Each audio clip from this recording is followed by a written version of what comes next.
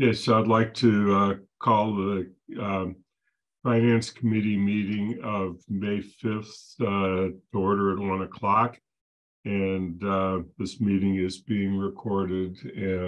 And so we do need to provide that notice to all members. And let me start by seeing if we have the quorum present and everybody who is a member of the Finance Committee can hear and be heard, and then I'll turn it over to Lynn about the council meeting.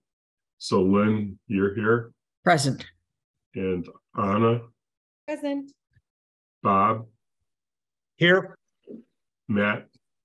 Present. Bernie? Present. So the people who are absent, just to note, Kathy Shane is not going to be able to attend today. She is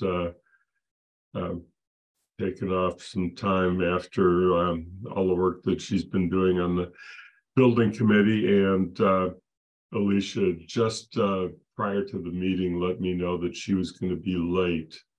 And so with that, Lynn? I don't believe we have a quorum of the council present. Okay, so let us we'll keep an eye on it. Keep an eye on it, and absolutely. If you see someone else come, are we just one short? We are. So if either of us notes, we can just speak up and then pause and start the council meeting. So, do you want me to leave Pam and Jennifer in the room during the meeting, or? I think so. Yes. Okay. Please. Let's just see if we have anybody participating from the public, because our first agenda item should be to hear public comment, and so I'm going to do that in a moment. See if anybody who's in the attendee group wants to offer public comment, and then we'll proceed with the meeting. And just see if there are any immediate questions about the budget as a whole.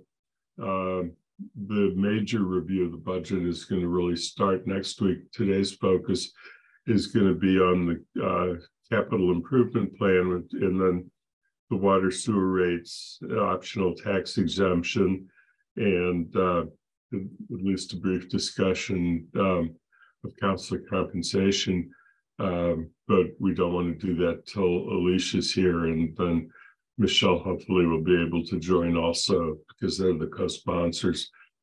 So with that said, is there anybody who's in public would like to make public comment? This is a time, usually hope that it's related to the work of the Finance Committee, but does not have to be about the particular agenda items today. And Tony is here and is already in the room. So Tony. Hi, thanks. Tony Cunningham, North Amherst. I just wanted to make a general comment about the capital improvement plan. Many of the line items proposed in the FY24 plan are recurring lines that have been allocated money in previous years. Sean mentioned at a recent meeting that there is about $500,000 in unspent repurposed capital account. And I know in the capital improvement plan, you include articles that are 3 years old or older that still have money unspent on them. I just want to encourage the committee to look at using up that money before you allocate new monies. I don't think the school items are publicly available, so I did file a public records request back in January for the unspent capital for the school, and there is hundreds of thousands of dollars there. So, and they're asking for more again this year. So I just want to encourage this committee. I know the JCPC's finished its work at this point, but encourage the Finance Committee to push the departments to spend the money they've been allocated already before you give them new allocations for the same purposes. Thank you. Okay, thank you, Tony. So I think that Maria needs to be brought into the room. Hi, Maria. Hi there. I think I'm in. Thank you. Yes, you are. Thanks. So a big second to Tony's comment. Really important to look at money that's already been allocated. There's a lot of projects out there. Sean and I talked a little bit about the Munson Library project. So there's all of these capital projects that have been approved, that have had money authorized, but that have not happened. And it would be, it's important to kind of look through all of them, see what's done, what's not done, why isn't it done? If it's not going to get done this year, let's not give money to it this year. And the other thing I'd like to ask that you talk about at some point, not necessarily directly related to the capital improvement program, but to have an accounting of ARPA funds. Sean talked a little bit about that in a recent meeting about possible uses for the ARPA funds, but I would appreciate it if maybe there was a town council meeting or finance committee or some meeting to really dig in and say, of that 9 million, I think it was, what have we spent? What are we really logically going to spend that on? Who's going to make those decisions? What kind of stakeholder input is going into that? And how would we prioritize that? So just 2 general pleas there. Thank you very much. Okay, thank you. So there's no other public comment, and I don't think the only other person in the attendee group right now is actually staff. So there's no other public comment. I appreciate the comments. And so when we get to questions about the CIP, questions about the unspent funds, maybe Sean will get it, or Paul will get a chance to respond to a little bit of that, because I think that the committee has that interest too.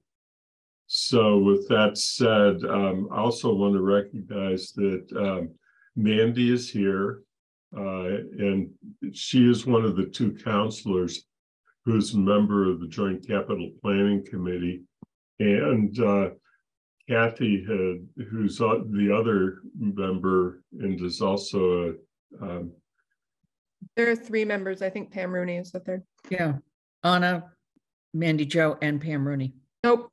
Kathy, Mandy Jo, and Pam Rooney. Mandy, Thank you. I'm sorry. That's right. We made a change. So do you need to call the meeting?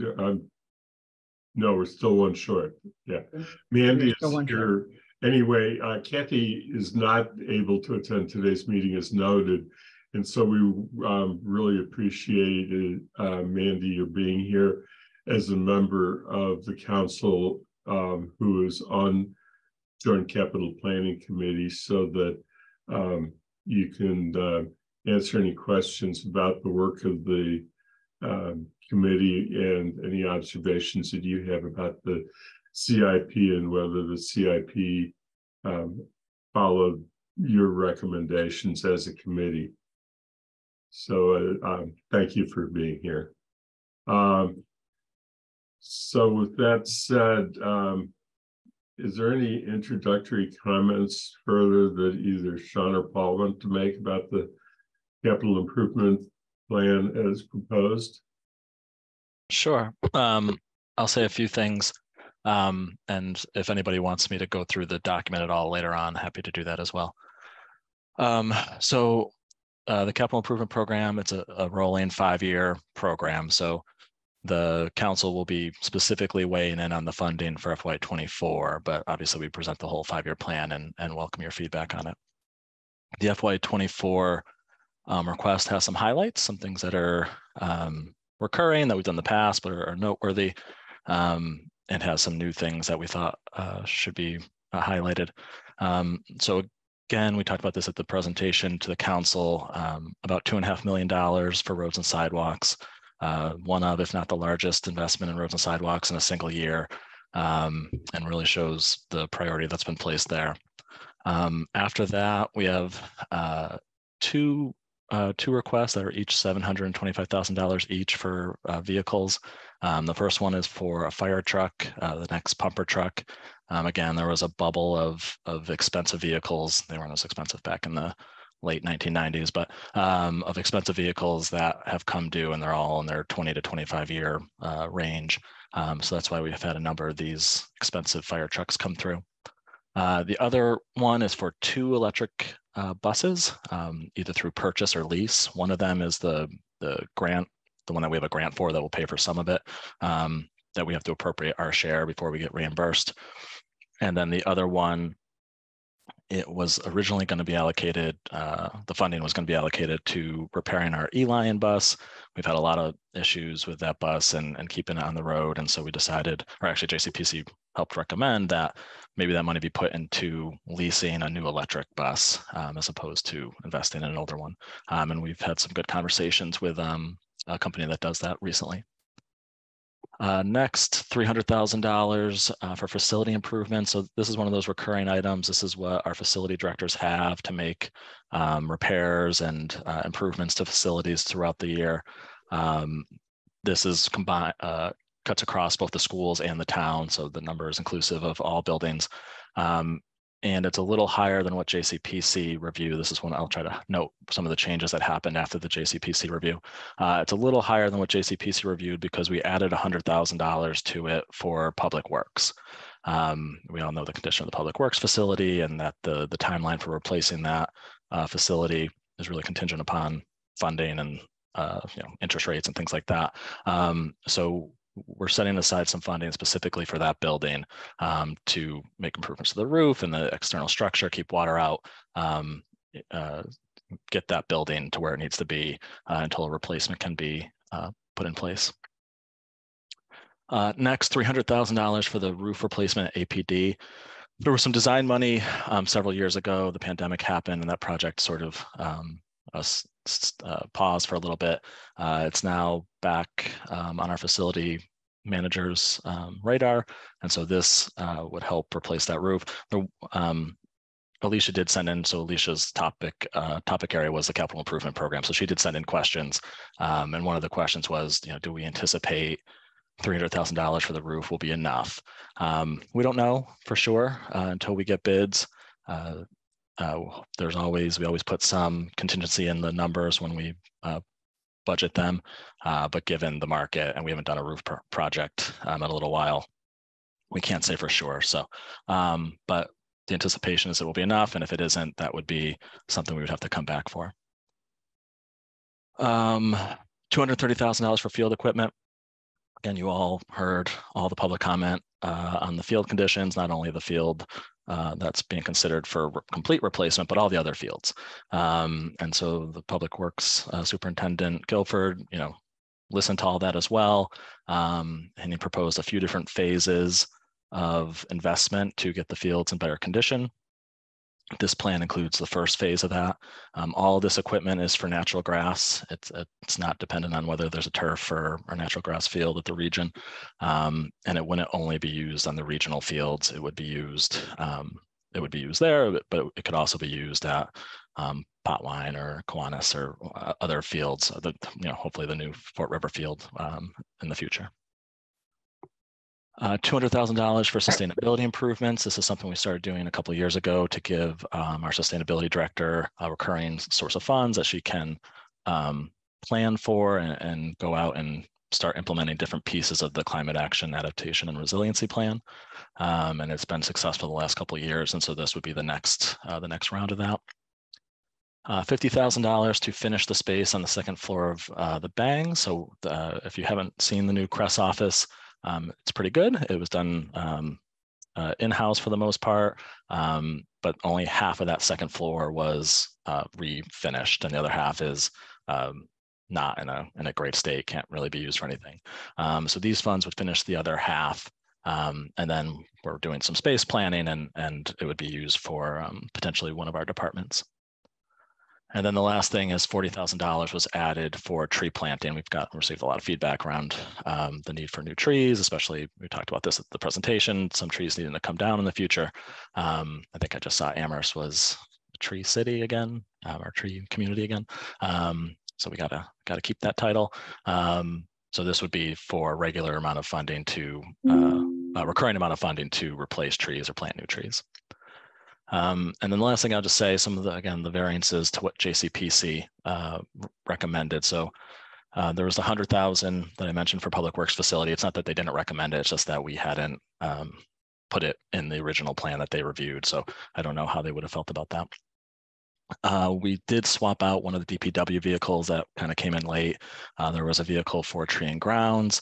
I think it was a pickup truck of some sort. It was determined there was a greater need for a trash truck, the truck that goes around to the different recreational areas and replaces or takes the trash from those facilities. And so that vehicle was put in exchange of the other vehicle.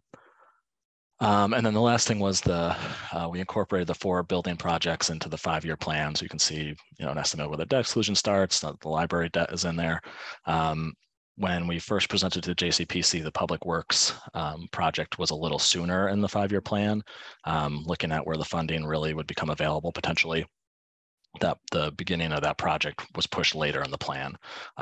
So if you look at the 5-year summary, it looks better now than it did when JCPC reviewed it. And that's because the funding was sort of shifted to match up better. And I think that is it. And happy to, if Andy, if you're okay with Mandy, she wants to weigh in as well. Yeah.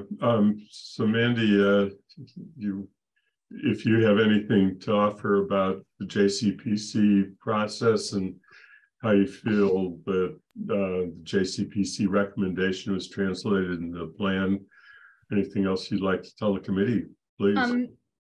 I would say, well, thank you for having me. And I had mentioned this to Pam, so I will pass it off if Pam has any other comments. I had mentioned I was invited to do this because Kathy wasn't here. And since Pam was the other council member, I had told her about it. So if she has any comments about the disconnect or lack of disconnect, I'd welcome her comments too. But Sean basically covered it all.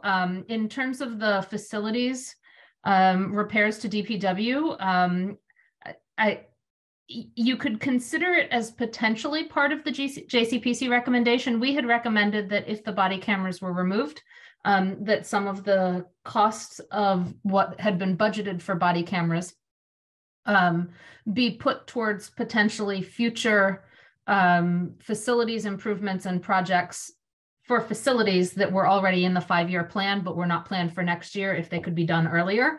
And so I would say that the addition of the DPW facility repairs at 100,000 is in some sense consistent with that recommendation, even if it's wasn't considered a project that was already on the list.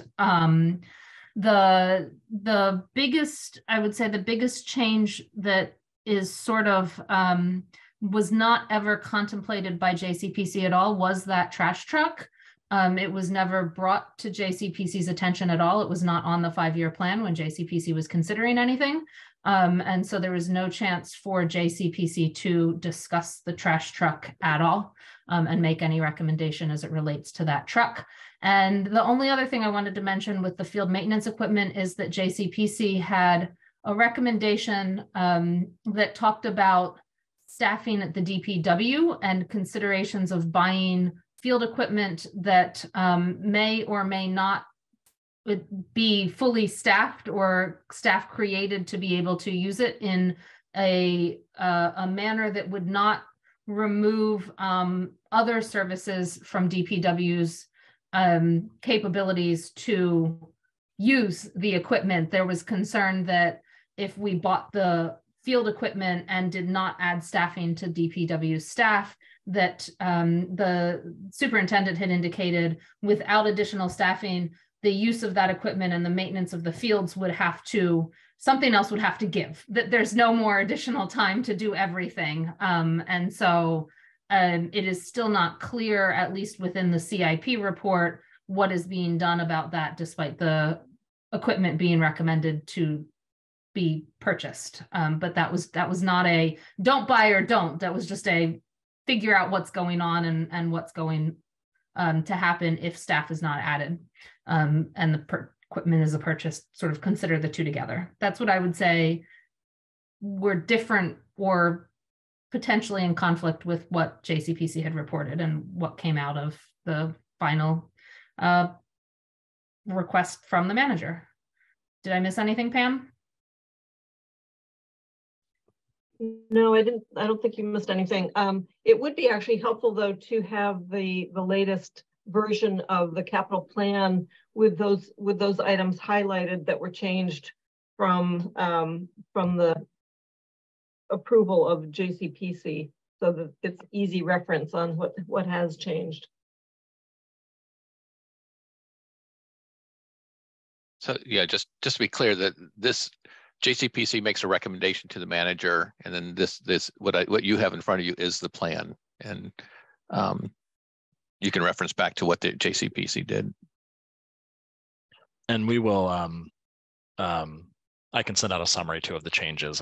It's easier to send out a summary of what changed than to highlight the plan itself. But I appreciate that it's slightly different, but if I'm not going to hold up two versions side by side to go through line by line and see what changed. So right. it just would be a very quick and easy reference if they were highlighted.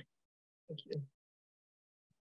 So the other thing, Andy, we did receive some questions on the capital improvement program that I'm happy to go through now or whenever you'd like.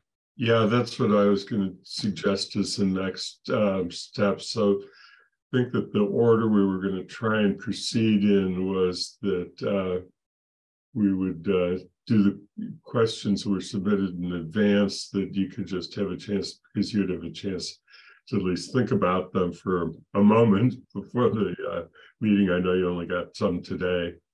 And then see if there are other members of the committee and the council that have questions. Would be then the step to follow. Okay. So you want me just to run through them? Yes. And the plan is to put all these together, compile them, and at some point it'll be posted in the packet, all the questions and answers, so everybody can refer to them, and you may refer to them in the recommendation from the Finance Committee. So the first few came from Bernie, I believe. First question was, how is borrowing monitored and projected out over future budgets to ensure that borrowing costs aren't crowding out cash capital requests? So generally, borrowing is monitored by our comptroller and our treasurer. They both maintain spreadsheets for slightly different purposes. They maintain everything that's authorized, whether it's actually borrowed or not. And that serves as our basis for when we project out into future years. The terms of those borrowings, this was part of the question as well. The terms of those borrowings are typically related to what the borrowing's for. So if it's a vehicle, it's typically on the shorter side, maybe 5 years for a lot of our vehicles. If it's something a little bit bigger, then we would do 10 years for large building projects. We were looking at 25 or 30 years potentially. So the term is typically tied to the type of asset that we're borrowing for.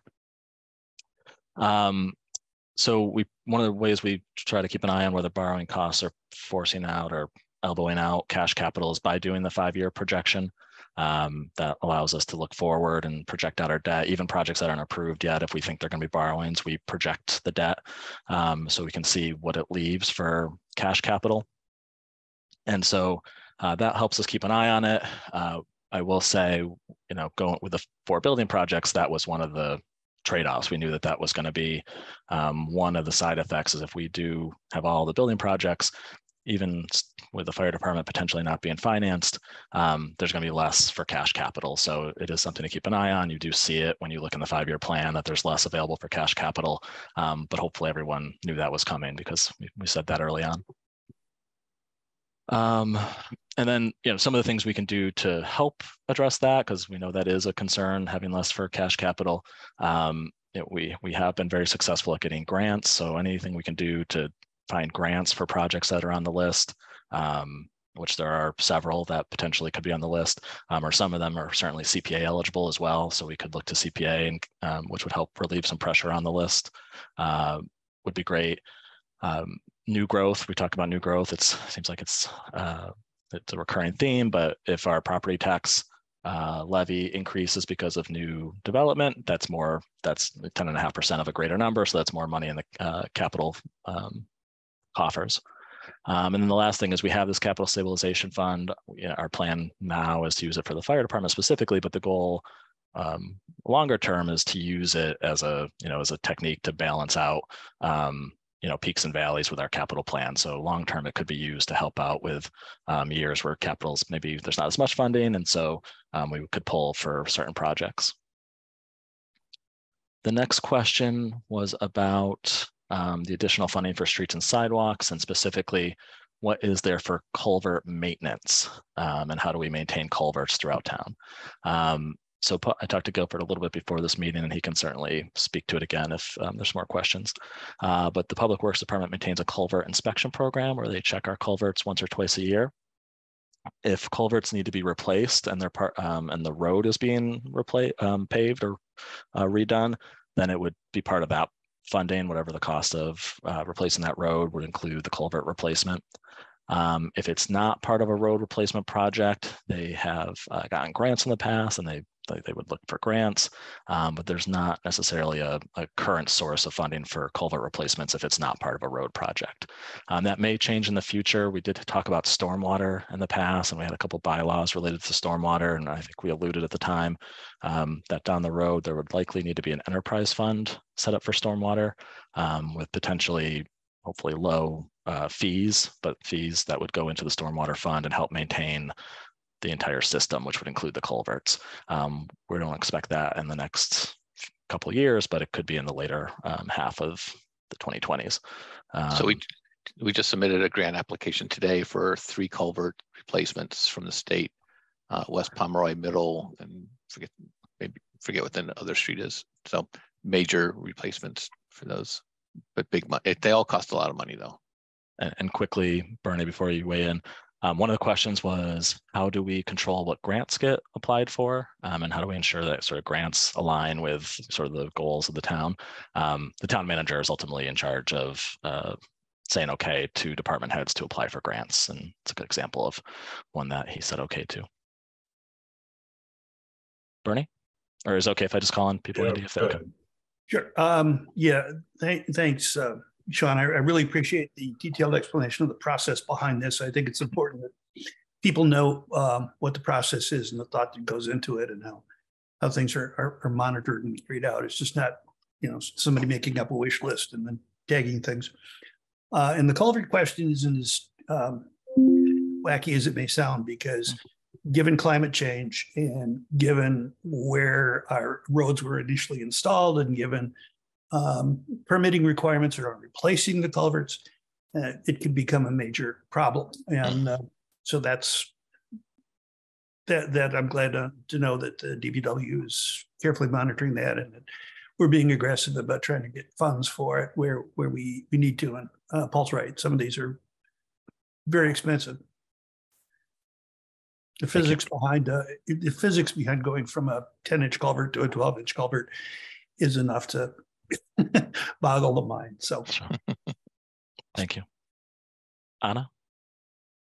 So you had alluded to one of my questions, which is about applying for grants. And as I look at what's available to municipalities through the Infrastructure Act and through the Inflation Reduction Act, and I know that we've gotten we've taken advantage of the state revolving fund a little bit for some stormwater projects. But I hear you saying it's Paul's discretion, but sort of what's the process to make sure that we're not leaving money on the table that we could be really taking big advantage of with these 2 bills? I mean, I'm looking at stormwater management, but it's relevant across the board with vehicles, with all of that. I know that we don't have staff that their entire job is to apply for grants, but I'd love to hear more about the process, because I don't want us to leave money on the table.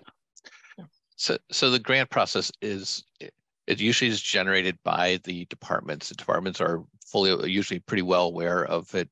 We pass along any kind of notifications we have of grant applications to the departments. The departments have to not only just prepare the grant and get it, then they also have to manage the grant. And that's usually the biggest piece of it.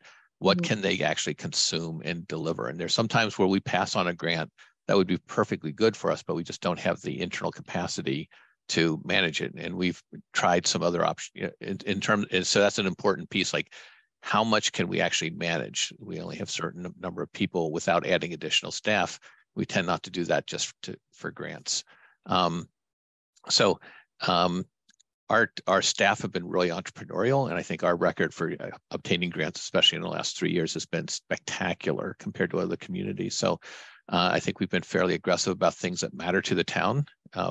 And so we tend not to go after things that are like, we could get this. it's a nice to have. It's usually something that aligns with the goals that the council have established and along with the needs of the infrastructure needs of the town. Yeah, and just anecdotally, a lot of times they're things we want to do anyway, and we then go out and find grants to help support them. I think the North Common's a great example where the North Common project was moving forward, I think either way, but having the grant really shifted the cost of it for the town. The federal grant, yeah. Thank you for clarifying. So the next question, also from Bernie, was about the temporary Station Road Bridge, why it wasn't on the list of pending projects in the capital plan, and what is the plan for replacing it? And so that was a good question. It probably should have been on that list, and I imagine it will be on that list next year. I think it was just an oversight that it wasn't on that list. So good catch. And then the plan right now is we tried to apply for a grant to replace that bridge. We're going to probably keep applying each year for grants to replace that bridge. It's quite expensive. So we are trying to seek some of those infrastructure programs like Anna just mentioned, or at the state level to replace it. Next is, I think these start coming from Andy. Does the passage of the debt exclusion change any recommendations for maintenance of school buildings? And the answer is potentially. So generally, Fort River and Wildwood specific projects have already been removed from the capital plan. If you look in the 5-year plan, the school section, you won't see any Wildwood or Fort River specific projects. But there are some of those recurring items, those year after year items like HVAC improvements, asbestos remediation, furniture. Some of those potentially might be able to be reduced in the future with a new facility. That would have to come from the schools. Those are requests from the schools that they work on with their facility department. But I would say there's potential in that area that they might not need to spend as much on HVAC, for example, each year once the new facility is on board. Now, there might be some new costs related with the new facility as well that we just have to be mindful of, and we'll see what those are as the building's getting built. Next is, I think this relates to one of the public comments was there's the proposal for the field maintenance equipment, and is there operational increases to support that? And the answer is not currently. There was no new staffing proposed for Public Works. And talking with the Public Works superintendent, I think Mandy already provided this answer, is that there will have to be a trade-off. The more that equipment's used, it means they won't be doing something else. But what we heard was a high priority from the community that the field conditions need to be improved. So given that higher priority, we'll work with the superintendent to figure out what that trade-off is. In the future, the hope is to do more there. And one of the things we are looking at as well is how we rent out our field facilities, the money that we get from renting our field facilities, and how do we direct more of that to Public Works for maintaining those fields and improving those field conditions. So there is work going on around that, but there was no specific staffing increase for the Public Works Department. And then the last one from Andy was there any discussion about dredging Puffer's Pond? So Manager, you correct me if I'm wrong. I don't believe there was a specific discussion about dredging Puffer's Pond. It is on our list of pending projects. It's another one that we apply for grants for through some of the FEMA grants or some of the other resiliency grants that are out there. But I don't think there was explicit discussion at JCPC. Paul, did you want to add? Yeah, no, we just did apply for another grant for Puffer's Ponds explicitly. They have prepared a plan for Puffer's Pond in the future, what that could look like. But it's over $1 million project. So getting a grant for that from the state would be really helpful. And now we're getting into Alicia's question. So where in the capital improvement program does it show the amount of unspent / repurposed capital or monies left over from previous articles? So page 21 of the plan shows anything that's unspent 3 years and older. And again, the reason we do 3 years is because generally we kind of give a 3-year time frame for capital projects to be completed. It's one of the reasons why we call them capital, is that the funding rolls over from one year to the next, and they often take more than a year.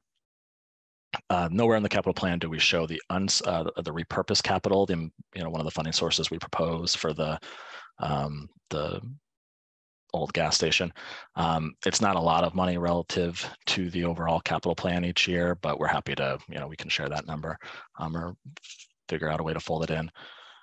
Generally, we use that money to, or some of the ways we can use that money is to top off projects that might come in over budget, like that roof project that was asked about at the police station.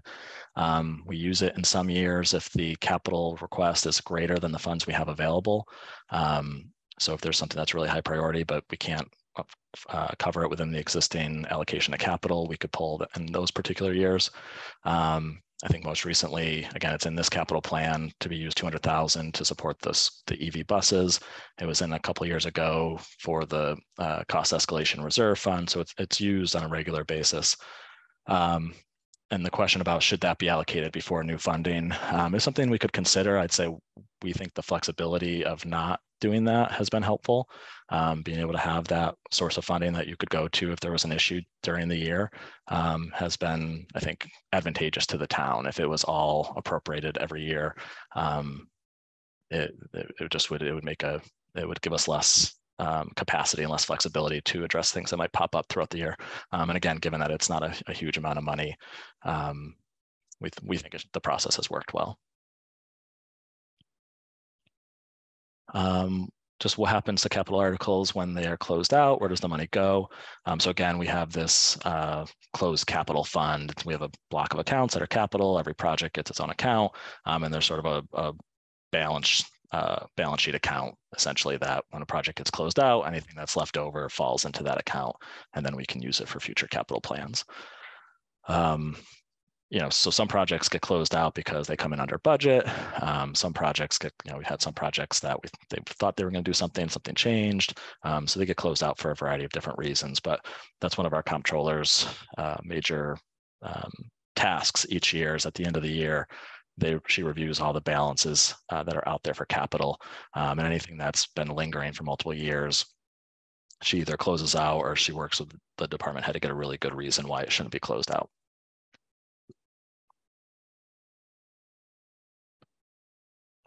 What else? Are all of the projects in the FY24 plan ready to go? So they will happen in the next 12 months. So most of them, or in many cases, they aren't completed within 12 months. The expectation is that they will be started within the next 12 months. Again, many of the projects, we don't start until we know the funding's in place. So the goal is to get them started and completed generally within 3 years, sooner if possible. If it's an equipment purchase, that can obviously happen quicker. Well, in the past, that could happen quicker. Now the vehicles take about 24 months to get. That's turned into a 3-year process. So again, the intent is that they are started within the next 12 months and then completed within 3 years. Again, that's why capital funds carry over from one year to the next and don't close out automatically at year end. There was a question about getting the specific roads that the money proposed in the FY24 plan. What roads will those replace? So Guilford and Paul will have to take a look at that and weigh in. I'm not, there's the prioritized list and the system that's been discussed at previous meetings. I don't know if he knows the exact roads at this point since it hasn't been approved, but he can weigh in when he comes back for his department. Sorry, just to build on that. So at last night's TSO committee meeting, about a little bit over a year ago, we made a presentation on roads to the TSO committee, and they've asked that we do that again, which we will, and that shows the 5-year plan. I think we usually go out. We just show the ranking of the roads and see how far the money takes us.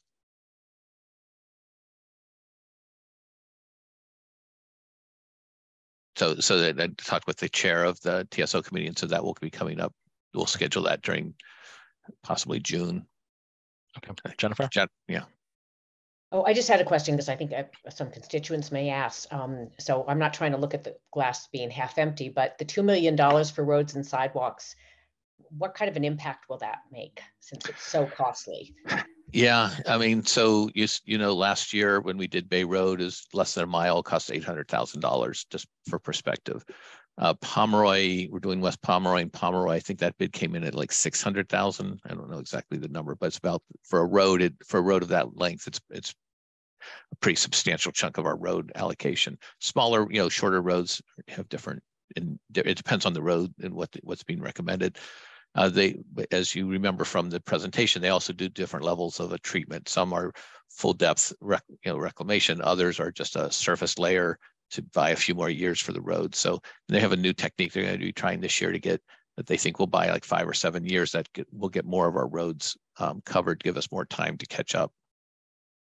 I've told Paul several times we should look at going back to dirt roads as a way to save some money, but we do that with Mill Lane. Lynn? You don't have to look back to dirt roads. They're becoming dirt roads. So Jennifer, thank you for bringing up my least favorite subject. I looked at the projections out over a couple of years. And if we're really looking at 40 million plus in roads, it seems like we need a lot more aggressive plan than we're presenting at this time. And so I appreciate the increase. I appreciate that it's more than we've done in the past, but we're not even catching up. We're just we're not catching up.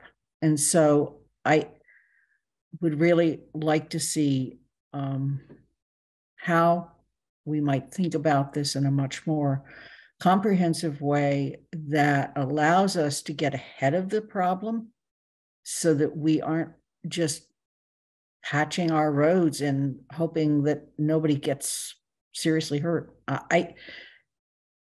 This is an issue that I think I've heard more about than just about anything else in this town.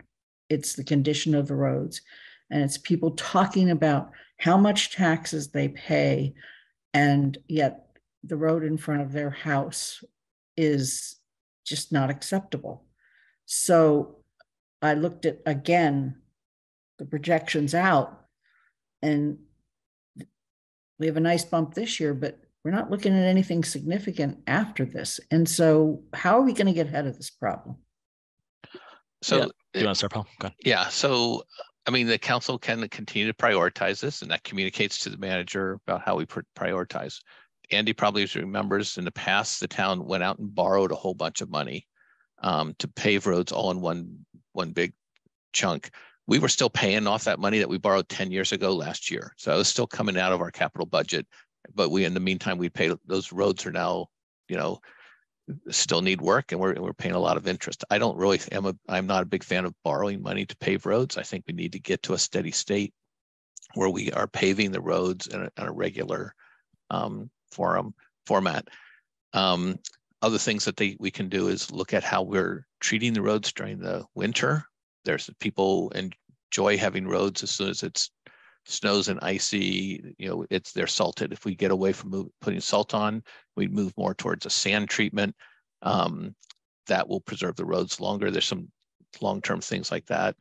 There might be some other benefits of moving away from salt, but there's some downsides to using primarily sand, or you can do a mixture, of course. But then you might hear from constituents saying the roads aren't free of snow and ice during the winter. So there's all these things have trade-offs. So I think two of the things are to prioritize, continue to prioritize for the council, saying this is where we want our capital to be spent, and we will continue to do that. The second is the option to borrow money, but the issue with that is the capacity of the paving companies to absorb that. Depends it's really about the state being in the market for paving. So if the state isn't doing much paving, then we're much more competitive. We can get more roads done. But if the state is doing big projects like Interstate 91, which is what they were doing, then it's a regional economy on these road paving projects. So there's no quick answer, but there are certain options available to us. I don't know if you have anything, Sean. I'm sorry, go ahead. The only two things I would say quickly are, I think you're right, Len, and I would say we have been aggressive in terms of trying to tackle the issue, at least relative when you look back at what's been contributed towards roads. This isn't unlike buildings where there wasn't as much put into capital as a whole, and so there wasn't as much put into roads. The investment in roads over the last 5 years has been ramped up significantly from where it was prior, and then we've done a bunch of supplemental, or a couple of supplemental appropriations as well. So I think we have been aggressively funding it, and it was a large it was a large issue, so it's going to require it. I think the other piece that we've talked about is the state. We need to keep pushing the state to kick in more money towards our roads. Our Chapter 90 allocation has not changed. I know, Andy, you may know what it was 10 years ago, but I haven't seen the number change in a long time. Yeah. So we get $850,000 from the state every year, and that's less than a mile of road. And we have, by all rights, we should be doing, 7 to 10 miles a year of roads. But what it requires, Lynn, is that the council will have to prioritize. You're going to have to say yes to this. You have to say no to something else. And so this is going to be the hard part of the discussion when we talk about financial priorities coming later in the year. Where do we want to put our limited capital? And so what are the new initiatives we do want to do and we don't want to do, and how much of it do we want to dedicate to roads? If we showed a more aggressive 5-year plan for roads, do we think we could get more attention from the construction companies? So sometimes they want bigger projects, sometimes they want smaller projects. We don't pay at the level the state does ever. So if the state is in the market, they're not bidding anything right now. That's why we got pretty good pricing on this last bid. But it's also a capacity issue. Like when we're paving a road, we have a staff person out there, monitoring the paving. And so being able to manage the actual project and putting the design together, it just takes time. But yeah, if we said we have a 5-year plan, we're gonna do the time it takes to design all the roads and put it out to bid, there would probably be some more. There's only like 3. I mean, Guilford will know this, but there's only like 3 paving companies in Western Mass. So I'm just trying to think through our council process and how we as a council come to we can do it through the budget guidelines, but is this something that we should be asking TSO to work on with the town to come up with an aggressive 5-year plan? I mean, I just, if we're having the same conversation next year, it's not going to be pretty. It's already not pretty. It's not about putting together a plan. It's about allocating the resources. If the council says we're putting half of our capital into roads for the next 2 or 3 years, that sends us the message. Okay. As the Chapter 90 is concerned, it's ultimately there's how much money the legislature is willing to put into the Chapter 90 program and what the formula is for its allocation. And they're both factors that are out there. And when you talk about the amount of money, it's similar to the discussion we're just having now, is that the legislature decides what they want to prioritize and how much they want to put into something labeled Chapter 70 for education, how much they want to put into something labeled Chapter 90. As far as the allocation, I think there's no question that the formula, as with no great surprise, favors Boston area towns that have higher population, and don't favor Western Mass towns that have more road length in comparison proportionate to population.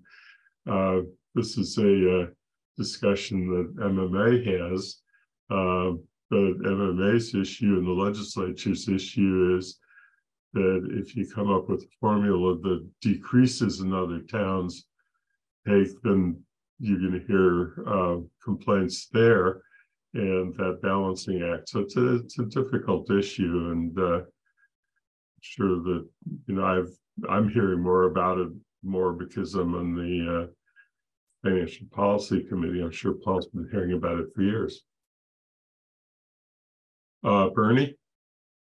Yeah, this discussion can be summed up by a comment that David Plouffe made. We all know David Plouffe from his successful running of Obama's campaigns. He did a lot of consulting with cities and towns, and his mantra was, you can be as inventive and as progressive as you like in your policies and your legislation, but you got to remember to fill the potholes and pick up the trash. And that holds true. And I think, if a council is genuinely interested in infrastructure, then that needs to become a priority, and that needs to be pushed. And that means that some things will have to be set aside. The other thing I wanted to mention is there was a thing about, do we have projects ready to go? We can have projects, the town can have projects ready to go, the departments can have projects ready to go, but they can't do a thing about it until an appropriation exists, which means you can't contract for it, you can't solicit bids, you can't do anything. You have to be able to say, we've got the money in hand. So if there's, if it's not planned and in the budget, and the budget's been approved, then things just get held up. Thanks, Bernie. Matt? So let me just preface this by apologizing in advance if I'm missing some really, really obvious thing. But this is actually a question just, and I would say I'm going to ask this question in terms of Amherst, but I'll also ask it in terms of potential partnerships with other municipalities in the area.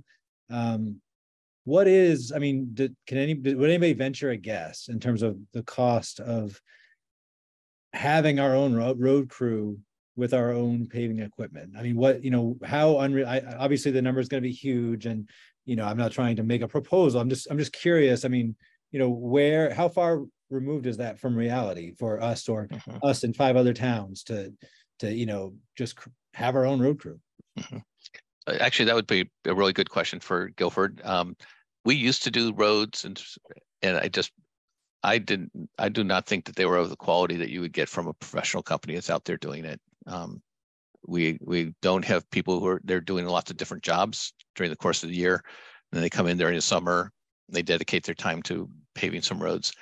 It just didn't seem to be of the level. And so I was pretty clear about wanting to contract out more of the work than our crews could, rather than staff up our crews to actually run crews.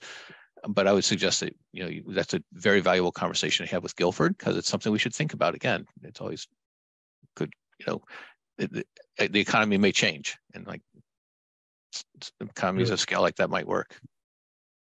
Spring Street was an example of an area that was done by our own crews, and I actually think they did a reasonably good job with it, but it took a long time, and it took a lot of resources away from other things that the department could have been doing and needed to be doing. And I think that with Paul, I have to agree with him that you got to look at the consequences that came from that decision. But Guilford was here managing it at the time, so I don't know, is he going to be with us later today? No, he's not going to be here today. Anything that we can't get today, when Public Works comes, we can have him address. And just to add, is not going to involve. He doesn't need to be here for that. But just to add on what you said, Andy, Matt, it was also, it would take a long time because our crews would get pulled off to do something else, and it seemed like the road projects were taking forever, and people were, it's a very visible job. Folks who work on the streets everybody watches every shovel they move, and it was just like, wow, this does not look good for our town. Yeah. I mean, but that's actually, honestly, I'll just say really quickly, I mean, that sounds like the kind of thing that emerges. This is what we're going to do with the existing staff that we have and the needs that we have, but maybe now that we've taken a step back and treated this differently for a few years, maybe it's time to reassess and see if there's a specialized crew that can be formed over. I mean, obviously it's a very complicated thing to do, but yeah, so maybe we can bring it up with Guilford when we do. Sure, absolutely. Yeah, great. And Andy, I'm sorry, I've got to step away for a minute. I'll be back. Okay. Jennifer. Yeah, I just have the question. So what would we need to allocate? What kind of budget are we looking at if, let's say, over a 3-year period, we really wanted to make a visible impact where constituents felt we were responding to what they're asking for? I mean, what multiple millions generally? Yeah, so I think when we did the presentation last year, we showed there's about 50% of our roads were below standards and would require about a $40 million investment. Okay, thank you. But what your question was make it, what would our constituents see as a visible impact? That'd be a judgment call on you. What would it take? Okay, thank you. Okay. While we're on the topic of infrastructure and facilities, I just wanted to ask if you are any closer to setting up a small committee to look at either accessing, de-accessing facilities and properties. Let me check on that, where we are in that, the surplus property one. Yes, I can report back to you on that. Lynn? Yeah, I'd like to officially request to the chair that the discussion regarding this portion of the capital plan be continued when we have Guilford here. Thank you.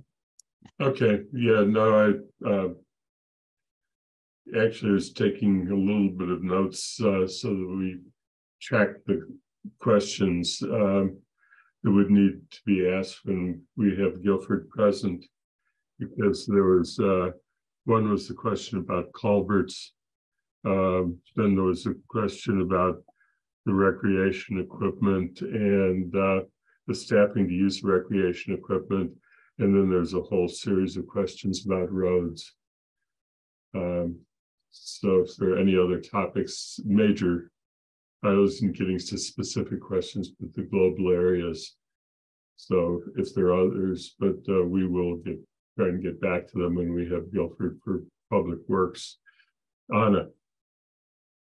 So I'm trying to figure out where we are here. Sean, I don't think you finished your questions, and I feel like I want you to do that before I jump in with more, but otherwise I'm ready with more if you want me to ask them. You can go ahead. I think, okay. Yeah, this is fine.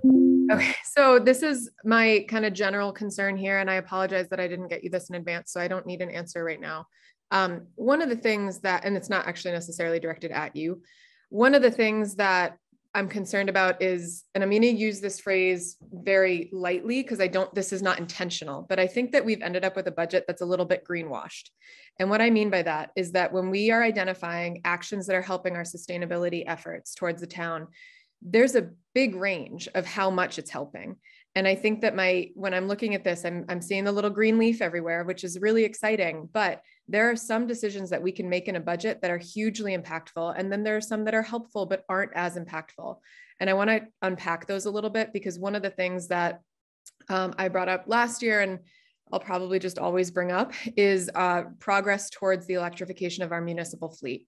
We don't necessarily have a plan, to my knowledge, unless I've missed it, to electrify the fleet more fully. I'm looking at, I know that the garbage truck is a necessity right now, and that we probably don't want to double that line item to get an electric one, but I'd like to know that question was asked, and I'm not sure that it was. And I really would like to know the process that department heads and individuals go through to ensure that they have looked at all of the options for, especially with vehicles, electrification.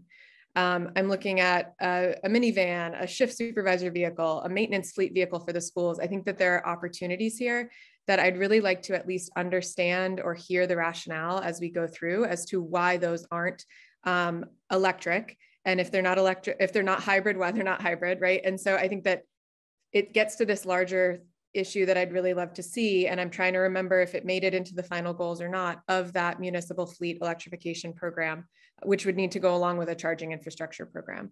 I really would love to see that looking forward in the capital budget, a clarity on that. And then the other part that's sort of related about vehicles is, at the beginning, you were talking about how we've gotten ourselves into a cycle of needing to replace all of these. I think you were talking about fire trucks at once. And how do we get out of that? Because that's a big hit when they all need to go, when they all are getting replaced on the same timeline. How do you get out of that cycle? So two parts there. Yeah. So the electrification plan, we are Stephanie is working with a company now to develop that plan. So she started gathering, she's been working with our fire department and our DPW, who have all the fueling infrastructure, to provide data to a company that's going to be helping us with this. So the first piece is sort of getting a baseline of where we are currently, and then we'll be working with that company to sort of map out where there are electric options. Now, many of our vehicles, there aren't electric options currently, or at least not proven ones. So just keep that in mind. The majority of our vehicles are pickup trucks and school buses. And so school bus starting to see more in that area, but there's still not a lot of electric school bus adoption throughout the state. I know it feels like there is because we keep hearing, oh, grants for electric school buses, but I don't know, it may have changed a lot in the last several years, but Amherst was one of the first, for this electric school bus grant to have one in operation. But we are working with this company that will help us at least get that sort of model and what the cost would be. The vehicles you called out, those vehicles, if there's electric options, they will be electric. I think the van, for example, the thought was that it would be electric for recreation. Yeah. Or at least a hybrid alternative, depending on the needs of the vehicle and how far it needs to go. Do you have sorry. Yeah, finish. Go ahead. Estimated completion date for her work, for Stephanie's work with that group? I would hope within the next 6 months or so, or maybe sooner. She's got a lot of projects that are, from the Climate Action Resiliency Plan. And I can't remember if this is one. There was a question earlier, what are we doing with ARPA? I can't remember if this is an ARPA one. I think it was. But this is there's a bunch of planning and studies going on. There's a greenhouse gas emissions report that's going to be going on. There's an inventory of building HVAC systems and where the options are to replace those with non-fossil fuel burning systems. So there's a lot of work going on right now in the planning, which will hopefully put us in a good position for grants in future. We just obviously completed the municipal solar feasibility study for town buildings. So hopefully next time around, when we look at this report, there will be more data to come back with on that. And I know that there has been a tremendous amount of work. I think clarity on the timeline of that is really helpful. Thank you. And one thing we added, you may not have come across it yet. One thing we added, or Stephanie grabbed me by the neck and made me do it, there's a section on sustainability in the budget this year. So if you look at the table of contents, it's called Focus on Sustainability. But we thought it was time to add something to the budget to update the community on all the different initiatives that are going on. And so that should provide a pretty comprehensive overview of the different things that are currently underway or have been completed recently, for anybody who's interested. Yeah, and as you know, last night at TSO, that was one of the topics that the TSO committee said we could have an evening to talk about sustainability initiatives with Stephanie coming in for Williamsburg meetings, and invite the entire council. Thank you both.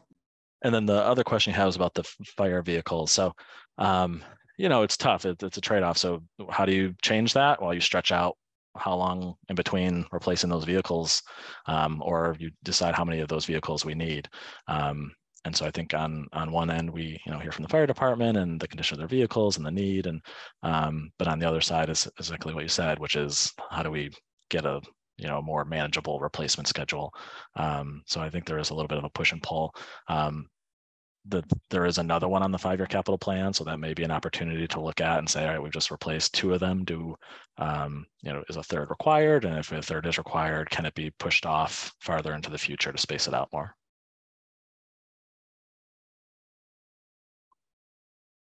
Mandy? So, yeah, Paul. Okay. So, Mandy, then we'll go ahead and keep going. Yeah. On the issue of vehicles, having sat in JCPC for 2 months discussing stuff, and particularly vehicles, I was surprised to see a brand new vehicle not only added to this year's plan, but frankly, the 5-year plan, which is the trash truck. It wasn't even on a 5-year plan. And so no one at JCPC really got to do any due diligence on why is this one now coming back to the forefront when it wasn't even on a 5-year replacement plan. So I have some questions about why is it so necessary now that it's knocked off a 3/4 ton pickup truck that was on the plan for a year. That may or may not be a fine thing to do, but it's quite an expensive truck, a vehicle at a trash truck. And there was what happened that it wasn't even on the radar 2 months ago, and suddenly it's not just now on the radar, it's front and center, we must do it. Yeah, so so that change came about at the request of Guilford. He oversees the vehicles for the DPW, and he came to us with identifying that as a higher priority than what was there previously. He'll do it more justice speaking to it. I can have him do a write-up, or Paul can have him do a write-up on the need for the trash truck and why it was such a high priority. And he can certainly speak to it when he comes back. But it was one of, Paul knows he's been looking at this for a while now. It was just the timing of when we developed the capital plan and when the need arose to replace the truck. We sort of were caught in between a little bit, whether it goes in the capital plan or whether it was a separate request. So do we have any information as to what type of trash truck this is? Is this similar to what we see coming around town with the automatic raising? Like right. We have no information at all about what it is. So right now, the Public Works Department, they use sort of a modified dump truck to go around and replace, to empty the trash at different locations. And one of the biggest issues that was identified is, especially, I think it's become a bigger issue even with the dog park now, is that to load it, it's not a low entry loading vehicle. It requires lifting high up to put the trash into the bed. And so I know that was one of the issues that was identified. I'm sure there were other ones that Guilford can identify, but we have sort of a modified vehicle right now that's doing the job that he thinks a trash truck is better suited for. So you deserve a written sort of update on that one particular one. I agree with that, Mandy Jo. But this, if you every morning, this is a truck that's out there 7 days a week. You see it and you hear it because it's sort of a modified thing with some, and the DPW workers have to go out, lift the hands out, and then they have to basically lift them above their heads and to put it into the truck. And we're seeing, to avoid injuries and stuff, and this is a much more compact truck. It's not a big one, it's a smaller one, more compact sort of, but it is the rear loading where you put it in the back, and it has a compressor that pushes the trash together. I added that to my list of what is now 4 buckets of questions to ask when we meet with Guilford. Lynn? I want to switch topics to 2 things regarding police. The first is with the roof. I assume that does not include putting solar on the roof, but it includes getting the roof ready so solar can be put on the roof. Yeah, so the thought is that we will know what needs to be done to make the roof ready for solar. When we do the design of it, they will look at whether the existing structure of the roof can support solar. And if it can't support solar, we'll get an estimate of what would have to be done to the structure of the roof in order to do that. Now, the police station, my recollection was not, I know we're looking to potentially put solar on all roofs as we can. But to Anna's point earlier, we do have a plan now of municipal facilities and where optimal locations are for solar. And police was in there. I guess I'll have to go back and look. I can't remember where that was on the list. But we will get the information needed in order to make a decision on solar at that location.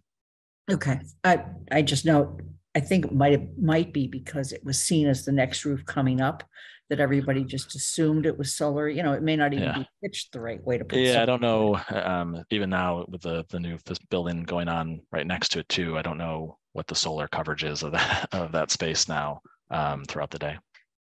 Okay. And, you know, changing the pitch of the roof is a much more expensive proposition if you have to do that to put solar on it. So Right. I'm just don't want to lose the fact that we had discussed at one point solar on the police roof. I noticed that people are very hopeful that the body cams can be done through cameras. Through grants? Grants. Through grants, I'm sorry. Body cams can be done through grants. I would like to just say straight out, if they can't, I think we need to use our money to move forward on this. I do not want to see us in another situation like we had this last summer. Yeah, that was a big discussion at JCPC. Again, we didn't want the committee to vote anything that would potentially make us ineligible for a grant, which is why it was pulled off for now. The chief was pretty hopeful that we would be a good applicant for a grant. Whether we'll cover the whole cost or not remains to be a question. But there is, I think East Hampton was a community cited that recently got a grant to do something similar. And we've already started at least taking a look at the paperwork to apply for this grant, and are ready to move on it when the town manager says yes. Go ahead.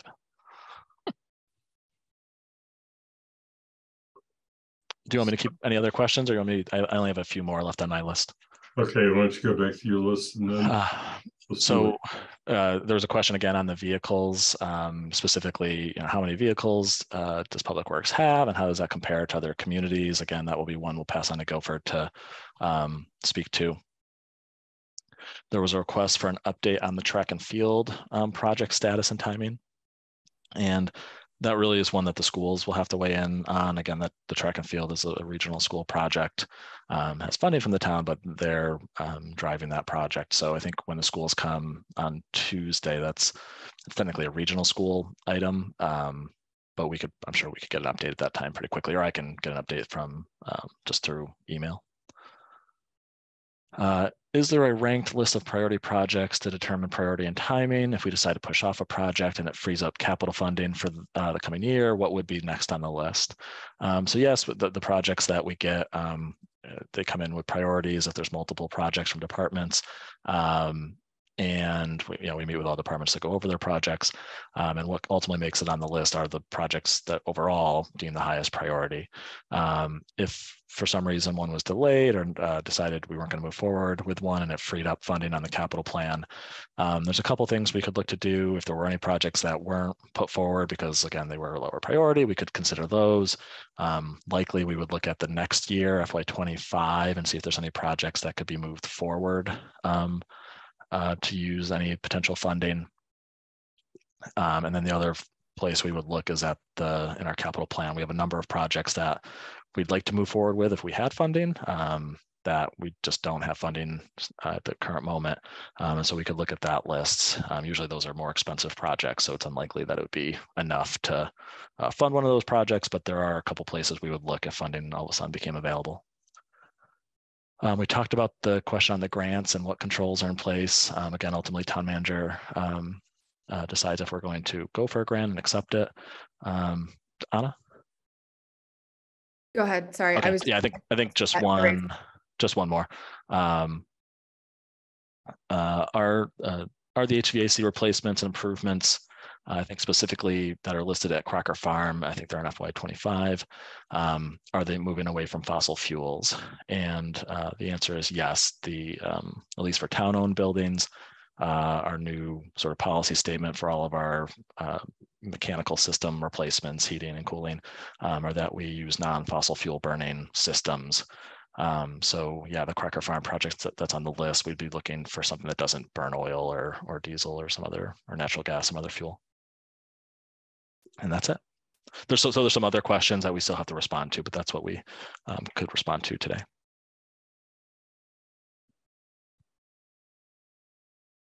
Go now. Okay. I will, while I did not know him, I'm going to ask a Larry Kelly question about Cherry Hill. So the top dresser, 15,000, was not on the plan last year. That it wasn't on the 5-year plan for Cherry Hill. I'm looking back at 23. I didn't go back earlier than that. And I'm curious where that came from, and if there are any other. Do you know? Can you anticipate any other unanticipated needs for Cherry Hill? This is what I was about to ask you, and I realized how silly that sounded. But I mean, we're looking at next year. A couple things I think got pushed, or some got like moved around. But next year now, Cherry Hill's coming in hot, and so I'd love to hear a little bit about one, how it's doing. And I apologize. I know I could find that in here, and if you don't know it, I will go look for it. But yeah, I guess we got they did a new, I think, different type of specialty mower last year. And I'd love just a bit of an update. And that also, you also can tell me that I should wait until recreation comes in and talk to them. No, it's good. It's good to address things as they come up. So in terms of the equipment that was purchased last year, I believe they've received everything. It's working well. That was the equipment that we actually decided to go with used equipment to sort of stretch those dollars further. And I don't know if we have both pieces of equipment, but I know we have at least one, and it's been no issues that have been reported.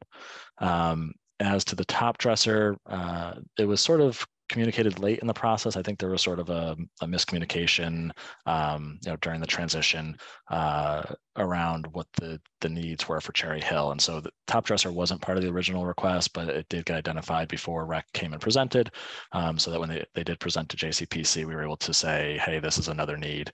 And so what happened was the sprinkler system project got pushed back. That was originally proposed for this year, and that project got pushed back, and the top dresser was put on, and that was identified as the highest priority for Cherry Hill, and then parking the second highest priority, and that's why the sprinkler system got pushed back. And I know in the team it's not as big of an item. Is this something else that you anticipate you might be able to find used? Potentially. I think they had luck with it last time around, especially with, there's lots of golf courses that are kind of going out of business, unfortunately. And we now have a relationship with at least one company that does repurpose used equipment. So it's something we could look at. And then in terms of other unanticipated stuff, I hope not. And in terms of how is Cherry Hill doing? So during the pandemic, they had a couple really good years, probably their best years in terms of performance, at least in recent memory. We are doing the third quarter budget report right now. So I will say we will have an update for you on how they're doing this year, probably in the next couple weeks. It looked okay last time I looked at it, but the way it works is the revenues, it's not in its own fund. It's sort of the expenses are a general fund expense, and then the revenues are sort of going to that big pot. So you have to kind of match up separately how they're doing. But we will have an update on that when we do the third quarter report. Thank you. I hope that they're doing well, and appreciate all of the efforts to find used equipment where you can. That's great. Thank you. And that's it for my questions. Any other? We still have water and sewer, which I hope we get to. Any other committee questions for now? I know we got a bunch to come back to, but yeah. Are there other questions from anyone, council or committee, about CIP? There's one thing I just want to put on the discussion list for when we come back to CIP, because this is a preliminary discussion, so let's point out in a second, but that is, there's a question about additional items that we would go to if any of these don't go through. And I think that my concern is that if it wasn't included in the capital improvement plan, we have to go through a process of a recommendation, committee consideration, and another public forum.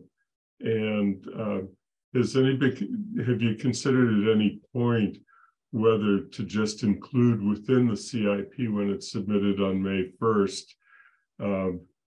These are items that we would go to if other projects don't come through, so that they're already in place and we don't have to go through that whole process.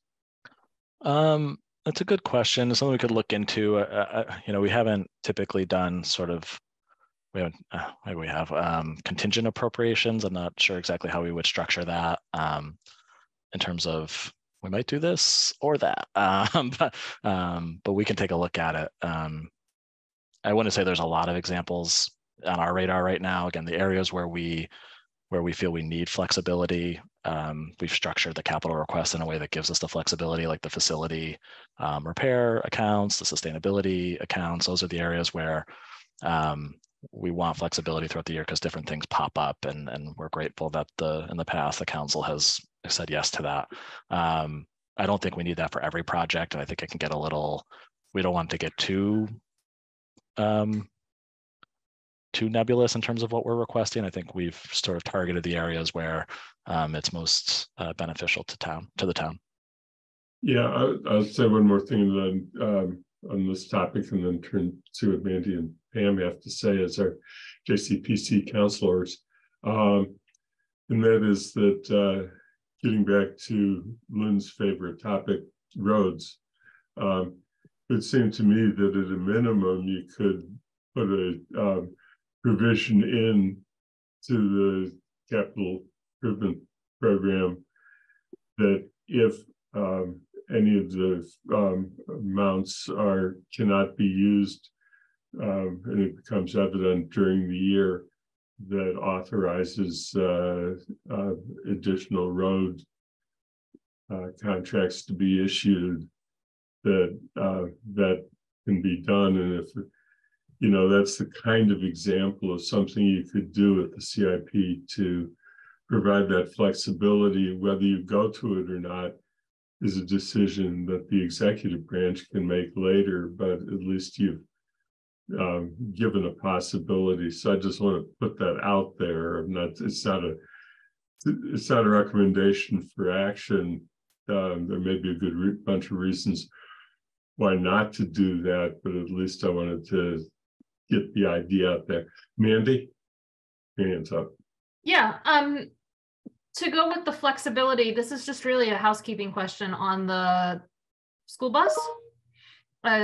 Prior to removing the battery for the E-Lion, there were two separate line items, one under the schools and one under the vehicles. And now there's just essentially one line item. There's the two different funding structures because of the grant, but it only talks about school bus.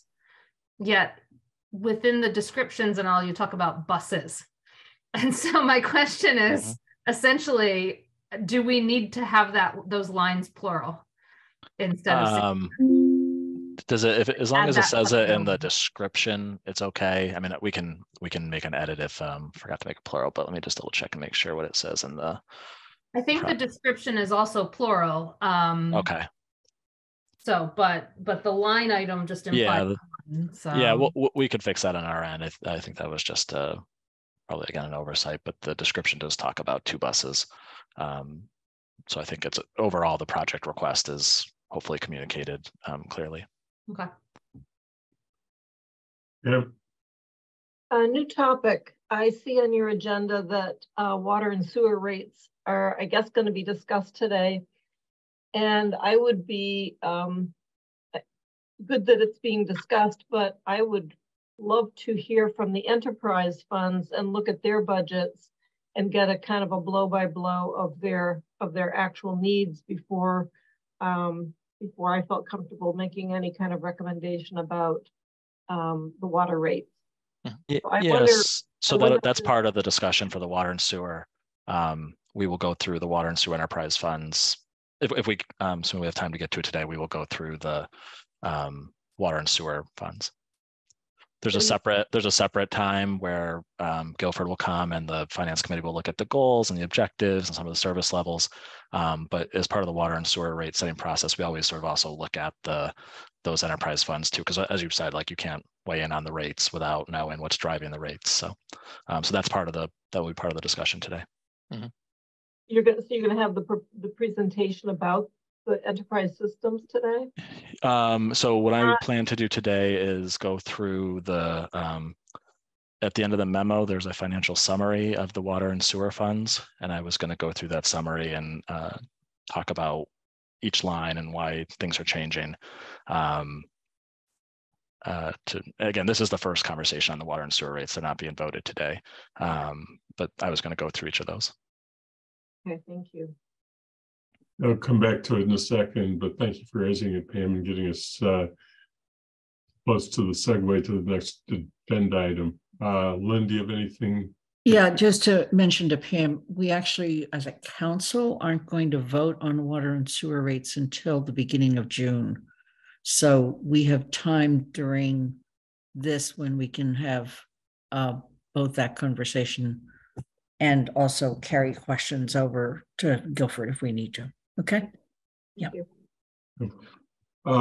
Which is then gets me to concluding where our discussion is today.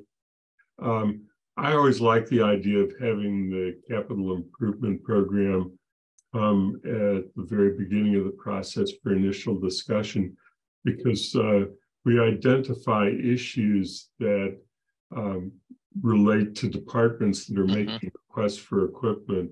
And that enables us during the next sets of meetings where we actually have department heads in there to have identified questions. And then it allows us to come back to the capital improvement program before we have to vote a recommendation on it. So I was not anticipating and would hope that nobody makes a motion today because it doesn't fit well with the process. But I think that this meeting is an example of how having this discussion will facilitate our best use of time and their time when we have our department heads meeting with us, starting with schools and libraries in our next meeting. So I'm going to just ask one general question of whether anybody has anything else to say about the capital improvement program, and if not, I'm going to turn it back to Sean to move us on to water and sewer. Sean, no hands went up, so I guess it's time to make the move. Okay. For this one, I'm going to share my screen to talk about what we just discussed.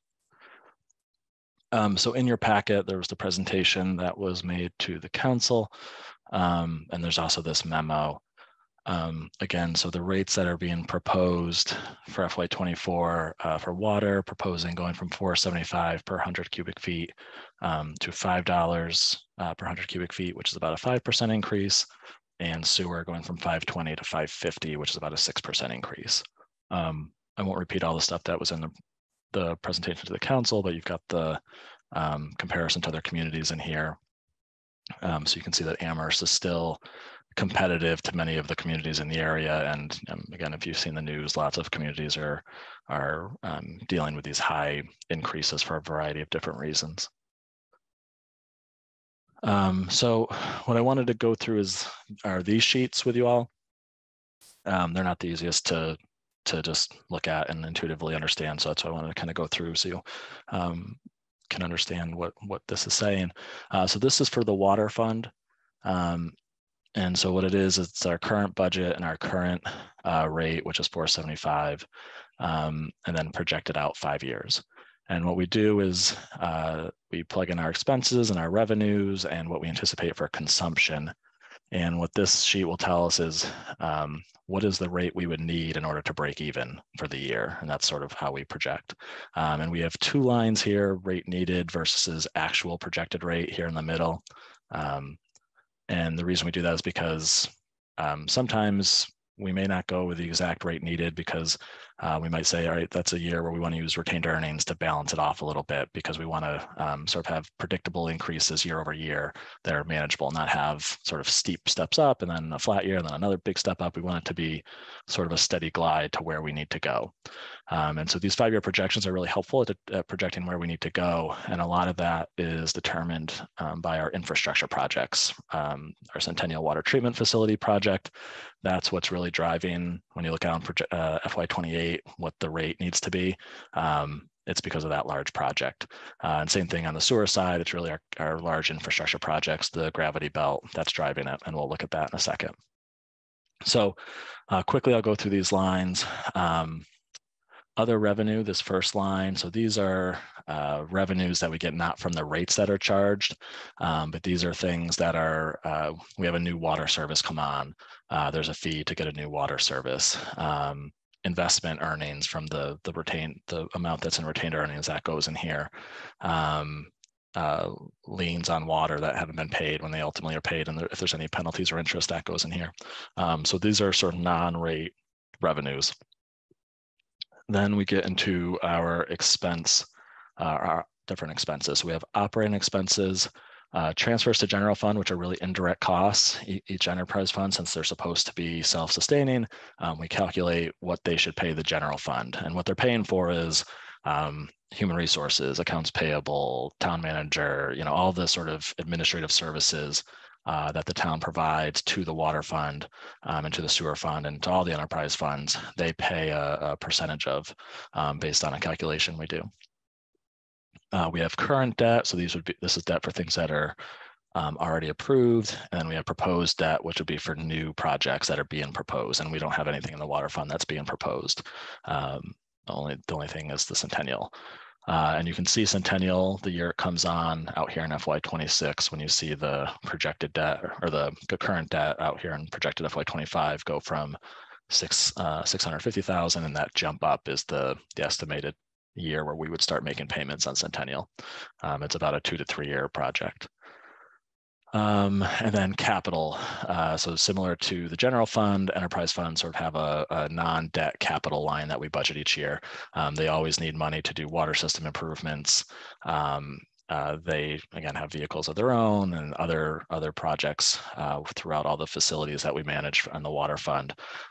So they have different needs as well. So in the operating expense section from FY23 to FY24, the biggest cost drivers that we're seeing right there that are pushing that number up, one is wages. We're seeing that the DPW collective bargaining agreement is settled. All that's factored in, so any wage increases, that's already reflected here. Our premium increase for health insurance, we talked about this on the general fund, and I think I mentioned that also impacts our enterprise funds. Same thing here, we're getting an 8% increase in our premium, so that pushes up our operating expenses. And then the last big one for the water fund is electricity. Again, water, sewer are our biggest users of electricity by far. And electricity costs were very high this winter. They've come down a little bit recently. But again, our electricity supply in the Northeast is driven by natural gas, and natural gas is severely impacted by what's going on in Europe and the Ukraine and so on. And so there's a lot of volatility with our electric prices right now, as you all have probably experienced. So that's what's driving operating expenses. After FY24, we just use sort of a 3.5% increase. When we get to the year that's about to be budgeted, we make it actuals. But in terms of projecting out, we use 3.5% as our sort of placeholder. Indirect costs are going down a little bit for 24. Again, that's based on an indirect cost for the services provided at Town Hall. We've had some turnover at Town Hall with lower salaries and so on. And so it's actually gone down a little bit for 24. Current debt, it's going up $100,000, and the main reason why is the Northampton Road replacement project. So that project's been going on. We anticipate it's going to be completed soon, and so we're projecting the first payment on that project for next year. Again, that's part of the road work that's going on in the center of town. And then cash capital, we're projecting going down for FY24. So all those, we have our non-rate revenues at the top. We have our expenses for the enterprise system, and then you net those two together to come up with what is needed to be generated from our rates. And that is what pops in on these lines here. And so the other big variable that influences what the rates need to be is consumption. And so you can see what we budgeted for consumption for FY23.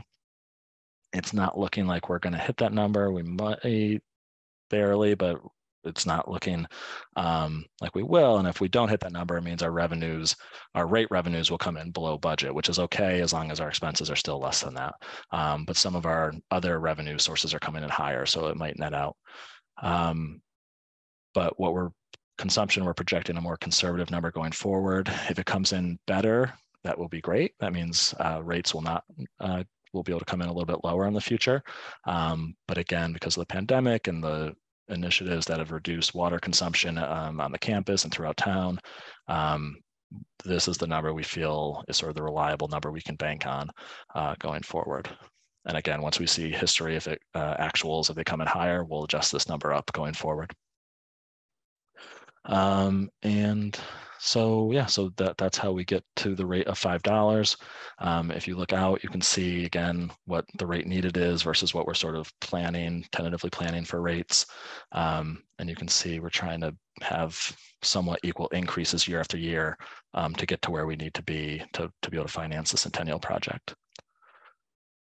And I'll stop there, see if there's any questions on water before I go to sewer. I have one or two, but I'll let Pam go first. Thanks. In the overhead costs, indirect costs, are we covering training? Do we do certification of professional standing, or for our operators, so that we keep them at the highest level of capability? That's within their operating expenses. Yeah, they have, depending on what it is, there's some things that are sort of part of wages, and there's some things that might be like a training budget or professional development budget, but that's part of their operating expenses. It's also part of their union contract in terms of what they get paid for, and we've made some changes in this recent contract to incentivize people to get higher grades of licenses. Great.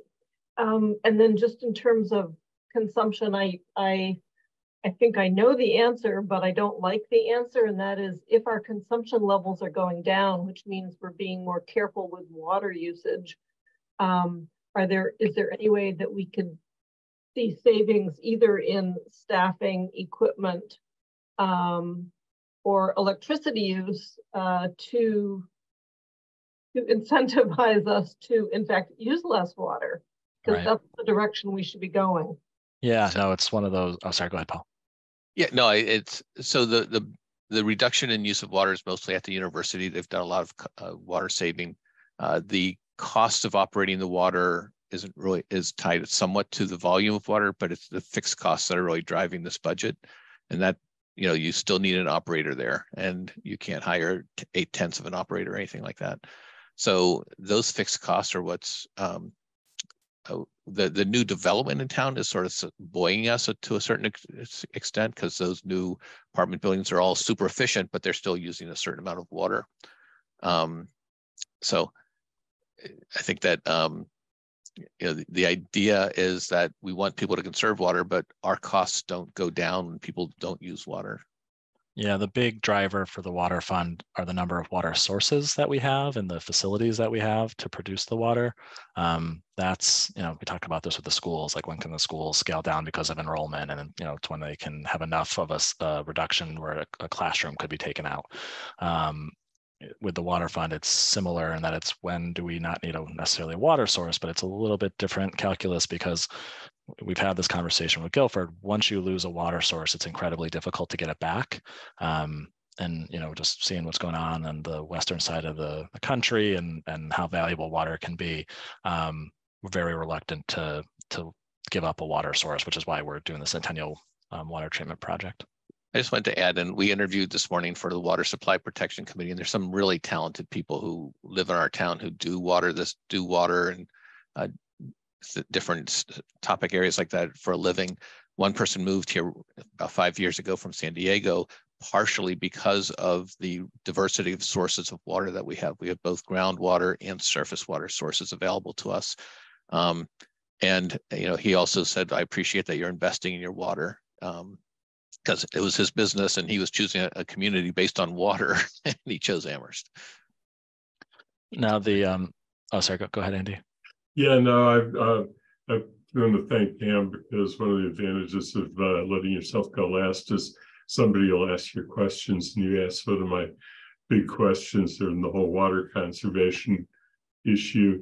As far as during the first council, we were faced with the question of whether to go forward with the Centennial plant, and I think that you've heard the reasons why we felt in the end that we had to go forward with it because we've over the years made huge investments in Pelham in the whole water system that comes from groundwater into the reservoirs in Pelham that were then supplying the water plant at Centennial. And if we let it go and didn't get it back, all that investment would be gone, and the flexibility to come back would be virtually impossible because the state may never give us permission to would be then equivalent to creating a new water source. So it didn't make sense to not go forward with it. But it was not a decision that the council made lightly because we recognized that it was going to be at a high cost, even though it's turned out to be a higher cost than we had anticipated at the time the decision was made. But we knew it was going to be a high cost and it was going to come back to water rates because that's the only way it was going to get paid for. I don't know if any of the other people who are on the original council want to add to that, but I think that summarizes it. The other question that came up at the time, which is the other question I was going to ask, is Pam made reference to electricity costs, and I had raised the question way back when we had that original Centennial discussion in the first council about building solar capacity into Centennial so that we could reduce our water costs and be more conscious of our ECAC goals. And I don't know if there's been any progress made or any further report as to whether that was a feasible idea or a pie in the sky idea. Yeah, no, the municipal feasibility study we looked at unfortunately didn't look at wastewater or water. And I've heard from Guilford concerns around solar near water sources, for example. There's some potential concern about runoff and things like that. And same thing with the wastewater, just taking space that might be needed for future growth. But it is something I think we'll continue to look at heavily because they are our major generators of electricity. And if there's any way we could source, if we could source some of our electricity consumption directly from solar panels into those facilities, it would save quite a bit of money. So it is something we'll keep looking at. It is a topic that the Water Supply Protection Committee did look at in terms of solar and water supply, and solar located near water supply sources. I don't know I know they did a report on it. I'm not sure exactly what it came out with. Bob? Sorry, my phone rang. I wanted to say two things. One is that I was on the committee when we first looked at a Centennial plan, and I was actually a skeptic initially until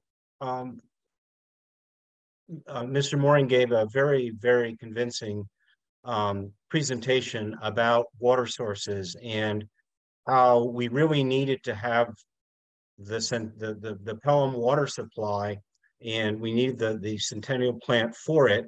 The alternative would be to sink another well, and that would be in the same source that we currently have. So that's not really increasing our sources of water. And so I know it's a terrible expense, but I came to the conclusion that we didn't really have a choice as a town, that you got to have water. And this was the best supply the best thing we could do to increase our supply in the future. There was the other thing I wanted to add, Andy, on neither Lynn nor Bernie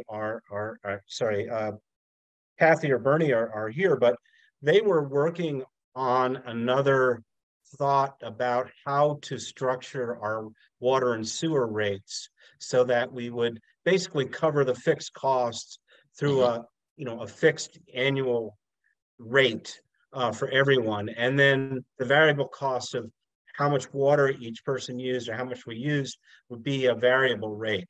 And I don't know where that stands, but but that seemed to be another alternative to address Pam's issue, which is, the less we use, the more expensive it gets, which is kind of perverse outcomes. Yeah. So that project, it has stopped moving forward a little bit in the sense that we gathered all the data. Our next step is we need to work with water and sewer to model out some different structures.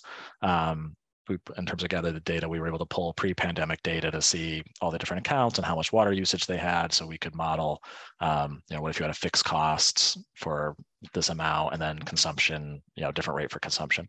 It doesn't change the overall revenue needs of the enterprise funds, but to your point, it might change sort of how those are divvied up in the community.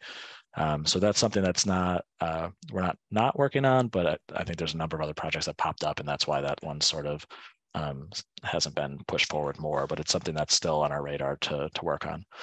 There was a subtle, it won't be a huge impact, but there was a subtle change in the new regulations related to meter fees, where meter fees were increased for the larger meter sizes that are more for institutional accounts or multi-user accounts.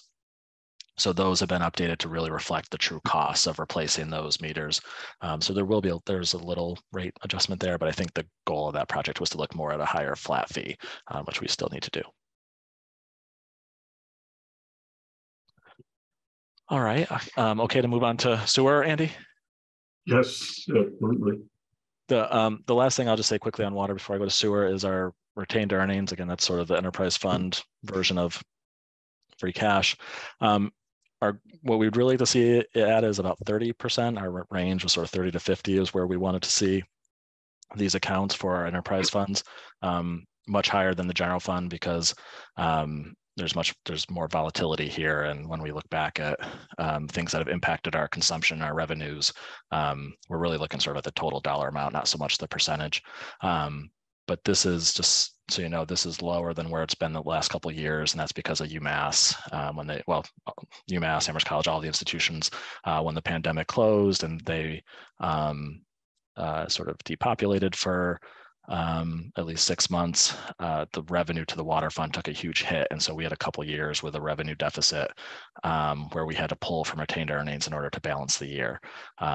So just as a heads up, this is an area we'd like to see grow a little bit to at least get up around 30%, which it's not far from, but just so you know, that's why it's a little bit below where we'd like to see it. All right, sewer fund. So water and sewer, they're kind of like sibling funds. A lot of the issues are the same between the two of them. The way they work are very similar. Other revenues, same thing. There's a number of other revenue sources that are not related to the rate that we collect that show up first.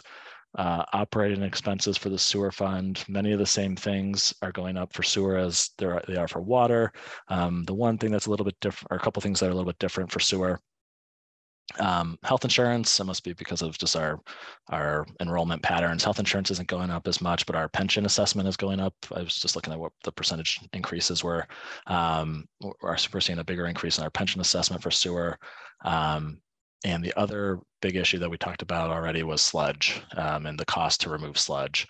And so that increase is going up, or that cost in particular is going up about 20% to over $600,000 a year to remove sort of the byproduct that comes out of the wastewater plant. So that's driven by fuel. If fuel comes down, we might be able to enter into a more beneficial contract in the future, but right now the costs are elevated.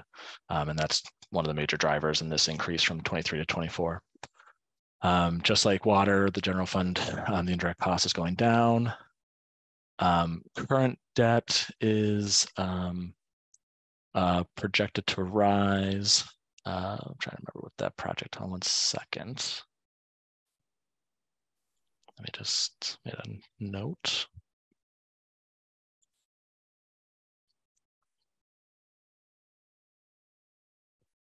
Oh yeah, okay. So we talked about this when you rescinded reuse water. We rescinded reuse water. We spent a little bit on that project before we did the rescission. And so for 24, there's about $130,000 or so that we're proposing to essentially pay off what we spent on reuse water. It was a borrowing.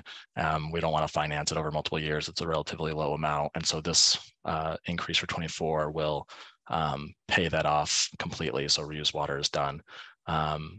And then for 25, why it kind of keeps going is because we start to see the GPT and our pump station number 4 kick in for 25. Again, proposed debt, why this is high in the out years for current debt is the GPT. Proposed debt, really some of this is timing. So some of this proposed debt should be in current debt because you all voted to increase the GPT from 2.3 million to 3.3 million. Right now, that extra million is showing up in proposed because of the timing of when we put this together. But some of this proposed has become current or actual because you made that vote. And the balance is for pump station number 4, which is a debt authorization request. That's part of the budget proposal this year. But that's what's driving the debt up for the sewer fund. Cash capital, again, is dropping for FY24. And so you can see the rates needed, projected out, and sort of the actual rate that we're proposing to keep it sort of in balance over the 5-year span. This is one where it's always a little bit of a, it's not set every year how much sewer consumption there will be. Sewer is sort of a factor of water usage, right? And so, but there are a handful of accounts, or not more than a handful of accounts, that don't have a sewer account attached with it. So there's always a little bit of an estimate that needs to go into how much of the water consumption will sewer consumption be.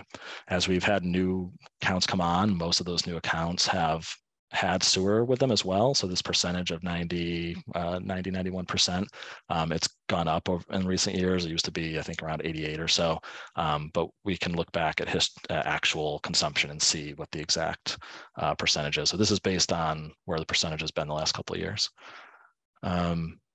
And I think that's it. Again, the retained earnings in the sewer fund is doing okay. And again, one of the reasons sewer fund had the same issues with UMass and Amherst College. The difference was in the sewer fund, we were able to close our revenue gaps with American Rescue Plan Act funds. You may remember that. Sewer funds were an allowable use for those funds. For some reason, early on, they said water was not an eligible use. And so when water had a deficit, we weren't able to backfill it with American Rescue Plan Act funds. So water took a hit in the retained earnings while sewer was able to kind of stay whole. And I'll stop and see if there's questions. Lynn? I just want to reiterate, I believe you said that on the study that we did that involved UMass, that the results of that study would be useful down the road for us, even though UMass has chosen not to go that way. Yeah, right? I think Guilford said that, yeah. Right, thank you. I just wanted to remind people of that. Thank you. Other questions? So May 16 is the date that DPW and the enterprise funds will be before the committee and the councils as a whole. And so that's the date we will be hearing from Guilford and possibly Amy.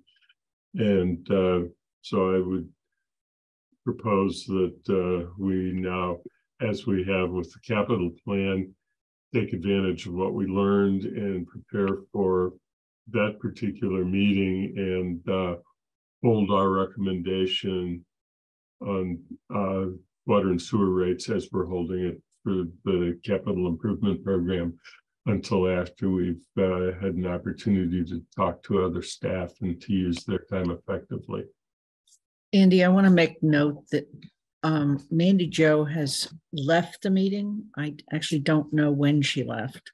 And Jennifer, you're leaving at 3. And Alicia is here. And you need to make sure she can hear and be heard. And Pam Rooney, you're raising your hand like maybe you're planning to leave too. Yeah, just so that you know, what we're gonna do for a moment is did you have a chance, Lynn, to text to Michelle to see if she's available to join? I'm doing that right now. Okay, Alicia, can you hear us? Yes, I can. Thank you.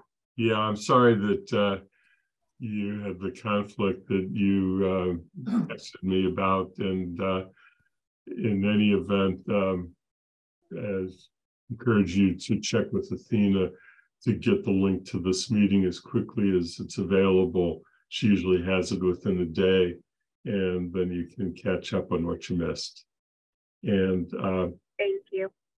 the other thing is that we did postpone an item on the discussion, counselor compensation, and we had an arrangement with Michelle that Lynn was going to text her, as she apparently just did, when you were able to join the meeting. And if she can, then we'll spend a couple of minutes to sort of assess where we're at with that particular issue. But I think that otherwise, do we want to go ahead and talk about the optional tax exemptions, or is that no longer possible today, Sean?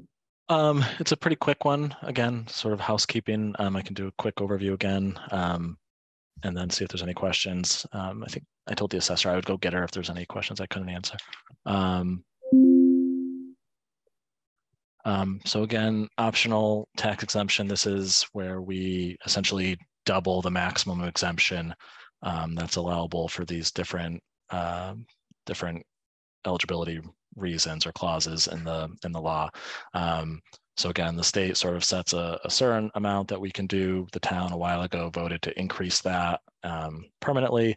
And then there's an optional annual election that the town can make to double that. And that's what we need to vote each year to keep the same exemption level in place that we've had for the last several years. And again, this has been in place since I've started. So what you see here is the memo that we shared with the council, the different exemptions that we're talking about, clause 17, clause 22, 37A, and 41C. Each one of these, this was a question that Pam had and I sent it to her. Each one of these has a application form that's on our website. I can send it out to the group after. The application form is actually pretty helpful because it explains like the eligibility criteria and how you qualify. There's typically income or age eligibility criteria that you have to meet in order to apply. What you see here is what was awarded in FY23. So about a little over or a little under $100,000 of exemption. So essentially this is property taxes that the town chooses to forego in order to provide this additional benefit to residents that qualify. And yeah, so really the vote is just to approve the maximum additional exemption of up to 100% for these different clauses. And then I think there's an order in the packet. If not, I'll send it out. I think there is an order in the packet, yes. Could you go back to that? Sure. Just have it on the screen because I was going to ask about a sentence on it. Mm-hmm. And then I'll turn to see if there are other questions. Under background, the last sentence where it says gradually increase to 100%. Aren't we at 100% of allowable now? Yeah, so the way I understand is we're at 100%. But the way it works is residents that have the exemption, they can't increase, they can only increase it each year by the amount that their taxes go up. So they don't go up, if they were at a lower level exemption, they don't go up to the maximum level all at once. It eliminates any increase in their taxes that year. And so gradually they move closer and closer to that 100% as that sort of increase is covered by the exemption. So that's why when you look at these numbers, there's not they should be round numbers because the exemptions are round numbers, but people are at varying level, varying places along the exemption sort of scale to get to that 100%. Okay. Looking to see if there are other questions now.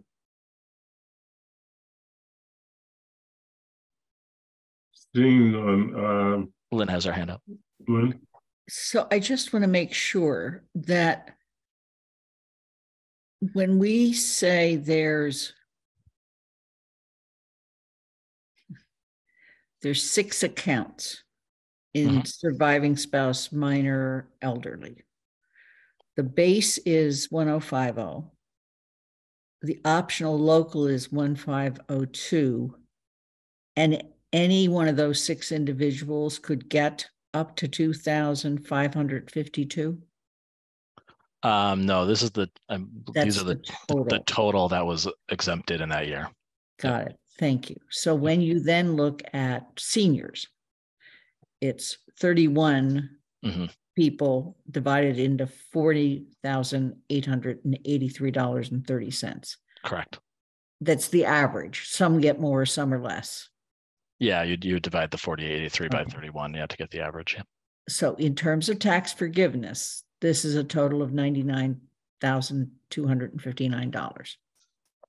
In terms of what's total for these 4 that are being allowed. Yep. Right. And of that, we only get 5,612 back from the state. Yeah, very small amount back. Got it. Okay. I just wanted to make sure I understood the math. And then I think that's all. So, Ronnie, go ahead. Are these funded in a similar sort of way as Chapter 90, Chapter 70, where the state kind of decides and divvies up every year? Or is this an equation that they have that they redo about as often as they redo the pilot formula? Or how is the state reimbursement decided? Yeah, I'll check with the assessor. My understanding is it's sort of like pilot funding in some ways, where there was a point in time where they looked at this and they said, we will reimburse you based on what you had at this point in time.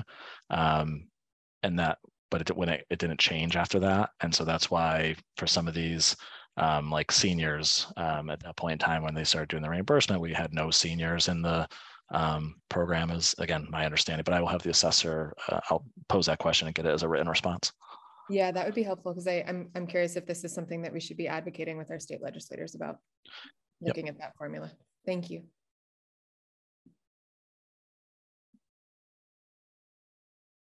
Okay, so anything else? No questions? And I don't know if you feel like you want an answer to that before we would make a motion. If somebody wanted to, it's order 24-11, approval order 24-11, which is in the packet for today.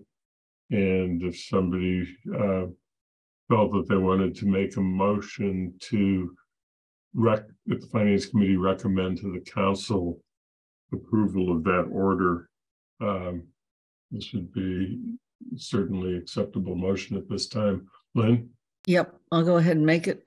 I move that we recommend that the town council approve order FY 23-11 and order approving the acceptance of optional tax exemptions for FY 2024. Second. I think that it's approval order 24-11. I'm sorry if I got it wrong. Yes, that's correct. I still second it. Okay. So we've have a motion that's been made and seconded, and I don't, unless I see hands go up, and I'm going to assume that we have no discussion about this, and seeing no hands go up, I just go ahead and take a vote on the motion that's on the floor, which is to make a recommendation to the council that they adopt approval order 24-11. Anna? Aye. Lynn? Aye. Bob? I support. Matt? Support. Bernie, I believe, is now absent, and we know that Kathy is absent, and I'm a yes, and Alicia? Abstain. Okay, so the motion carries 3 members who are counselors voting yes, 1 counselor abstaining, 1 counselor absent, 2 resident members in support, and 1 resident member absent. And with that, that motion carries. I don't think that we have Michelle present yet. She's not able to join us, but Okay. she said we should go ahead. So yes, she did. I did have a conversation with her briefly, and she's licensed me to say what her thoughts are on the subject. Alicia, we've made a brief presentation about this already, and I don't know if you have anything to add, because otherwise I would like to hear from Paul or Sean about the recommendation in the budget regarding childcare. Do you have anything that you want to start with as one of the co-sponsors?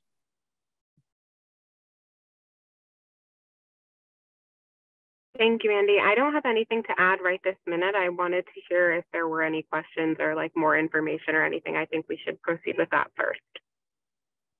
So we can go ahead and ask Paul or Sean. Yeah. Okay. You did make a recommendation, and which may not require that it be pursued through council action, because you may have the authority to do that anyway. But what was the basic plan? Is there anything you want to report? Do you want me to go, Paul, through some of the information? Yeah, well, I'll talk to childcare, and then you want to talk about the compensation. Sure. So childcare, we put that in the budget this year. I mean, it was raised by the council. It's something that we had done in the past. It's also been raised by other people in the community about providing some support for childcare. Town meeting used to do this, and so this would be in keeping with what town meeting had done. We set aside a certain amount of money. We limited it to elected officials at this point in time, so we could run it as a pilot to see the demand and start to see what the expectations would be. And so that would be something, if the council approves it, we would put that would be in the budget starting July 1. And the intent is to, again, try to make it easier for people who have children at home to be able to participate in public meetings. And then in terms of compensation, Sean? Yeah, so there were a couple, I think, questions last time just around what would the cost of the proposal be. So there were different parts. So the first part was the stipends that counselors, the president, and committee chairs get. So the proposal, and if I get any of this wrong, please correct me, but the proposal was to increase the counselor stipend from $5,000 to $10,000, and to increase the council president stipend from $7,500 to $12,500, and to increase or to establish a committee chair stipend of $2,000. So the increase in cost of doing that would be $67,000 annually to implement those changes. $60,000 to increase 12 counselors stipend by $5,000, $5,000 for the council president stipend, and then it was a $500 stipend per counselor per committee chair, so $2,000 total for the committee chairs, for a total of $67,000. Part 2 related to childcare. Again, that's sort of what we propose a smaller amount to start as a pilot, but there were 3 sort of categories of possible reimbursement. One was for town council meetings, one was for other committee meetings, and then one was for council related work throughout the year. And a lot of this depends on how many meetings there are and how long the meetings go. So it's hard to, this one's not as quantifiable as the previous section. But for the council meetings, We estimate it's about $1,000 per meeting, and these are at the high end. This is if everybody wanted it, right? If everybody wanted to take advantage of this, it would be about $1,000 per meeting, which is 13 counselors times 5 hours per meeting times $16.25 per hour was the rough numbers we used. So that would be the per meeting number, and then depending on how many meetings you have would be the total cost. Again, knowing that that would be the upper limit, that it's unlikely all counselors would take advantage of it every meeting. For other committee meetings, the number was about $160 per meeting, and that's based on 5 counselors at each subcommittee. And usually those meetings are only about 2 hours in length, so a little bit shorter. So again, however many meetings you have times 160. And then the last one was family-related care for council-related work, and that was, I think the proposal was 5 hours per week. And so that it's not tied to meetings, so we came up with a total cost of about $55,000, and that's based on 13 counselors times 5 hours per week times 52 weeks times $6.25 per hour. Again, being the upper bound or the upper limit if everybody utilized it to the max. And then the last one was about health insurance. In looking at the legislation, we think health insurance would be possible. There's typically you have to work over 20 hours in order to be eligible for health insurance, but there's a carve out for elected officials that provides an exception to that rule. So this is in terms of cost to the town. The cost to the town, if all the counselors selected the least expensive plan, would be $87,000. If all counselors accepted the most expensive plan, it could be $254,000. And again, it would be somewhere in between or some range of that. So yep, those are the costs for the 3 different parts that were being explored. And happy to answer any questions on the numbers. Lynn? I have a couple of comments, or actual one is the form of a request.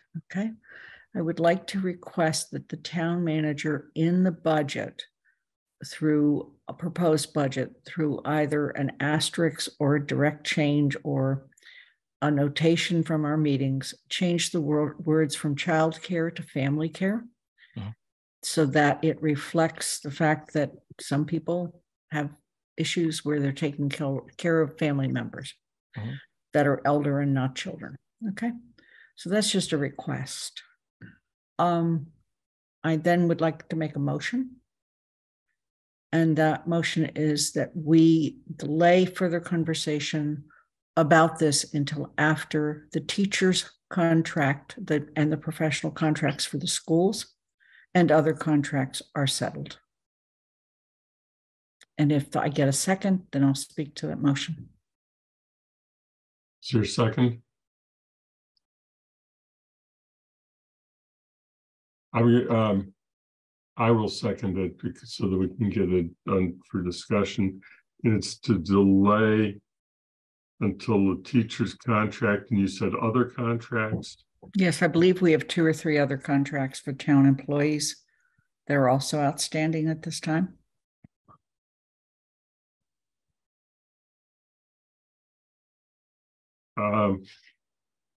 So I have made and seconded that motion, and I'm going to come back to discussion of that because several people have raised their hands. I said that I had talked with Michelle about it and about the topic in general, and this was one of the items. We did not talk about other contracts, but we did talk about the school negotiations with the APEA, and she was feeling that it was uncomfortable to have the conversation proceed beyond childcare, which she felt was most important, is insert until the APEA contract was concluded. So with that said, Alicia? Yeah, I was just going to ask if Lynn could repeat the motion because I don't think I caught it all completely. That was one. And then my second question was if what Sean presented in regards to the numbers was in our packet, I didn't see it. So if somebody could point me to where that is, or if that could be sent to us. Let me repeat the motion. So I'm moving that the Finance Committee postpone discussion of additional compensation and health insurance for elected officials until after the teacher and professional educator contracts, as well as the other town contracts, are settled. And yes, we will. I'll send it out to the committee, the numbers. Anything else, Alicia? Yeah, I'm just wondering if you could specify for me what the other contracts are. Oh, I think I'm going to need to ask you. Yeah. So the town has 3 contracts that are not settled yet. We have the police supervisors, the police patrol officers, and the SEIU, which is more like the clerical and dispatchers and press employees. When do you anticipate those would, I mean, that you can't say. What can you tell us about any time frame on those? I don't have a time frame for them. Okay. It's important to note these are FY23 contracts. So these are contracts that technically, we would have liked to have in place July 1st. So these are July 1st a year ago, or July 1st? July 1st of 2022 was when these will take. So they're identical to the teacher contracts in terms of not having been settled by July 1st, 2022. Correct. Thank you. That's what I thought, but I wasn't sure. Anything else, Lynn? No, I think that Michelle actually summarized where I'm coming from. This is just an uncomfortable conversation. I value my colleagues on the council. I totally understand how hard they work.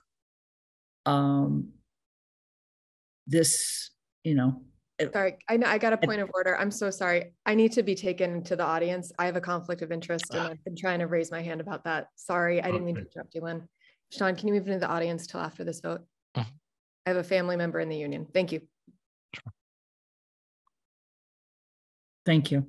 And I agree with Michelle. It's just uncomfortable that we would be sitting here talking about increasing our pay by 100% at this time. There's nothing more to say. Yeah, I just had a question about what the last date that the council could vote on this issue is, because I understand the charter has to be within a certain time frame. So how much time does the council have? Let me just answer that because it's fairly simple. It has to be within the first 18 months of the term of a council. And so it's essentially the very beginning of July, maybe July 3rd, but we've been sort of treating it as July 1st, doesn't matter. What the charter specifically says is that compensation is dependent upon adoption of for the next council and adoption of the motion in the first 18 months of the prior council and subject to budget appropriation. So it really is 2 steps. But as far as the budget appropriation, that could be handled by a supplemental budget for the year you're in, or a future budget, or it may not be adopted into a budget. That's not something that can be a known commodity. But the step of actually having the increase in salary is first 18 months of the term of a council. Thank you. Can I just say it also, with regard to the FY24 budget, there only needs to be enough money in it for half of a year, because it won't take place until, I believe the date we've essentially set right now for counselors to be sworn in is January 2nd. We actually did not have our first meeting until January 9th, but we need to do this on or about July 1st at the latest.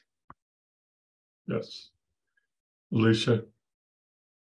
Thank you, Andy. Yeah, I totally hear the sentiments that are coming across here, but wanted to, one, just remind you all that this proposal is not necessarily just to show that we value our council peoples, but the real initiative or the goal behind this is to increase diversity of people who are able to run for council. And so that still stands an issue regardless of where other contracts are. But I also do still understand the sentiments here and would be more prone to postpone, but I'm hoping we can maybe just postpone to maybe a month out so that we can come back to it and see if any updates have been made and revisit it at that time, so that there may still be a possibility of having this be voted on within the first 18 months, because it would still have to be voted on here and then move to the council. So we would have to leave enough time for that to possibly happen. So I'm wondering if we could at least just postpone for a certain amount of time to come back to it and then see if there has been any updates or movements in other contracts at that time. Lynn, you're the maker of the motion, so I think I'm amenable to that. I mean, if we can postpone, because we have to, we could postpone again, but we have council meetings on June 5th, on June 12th, and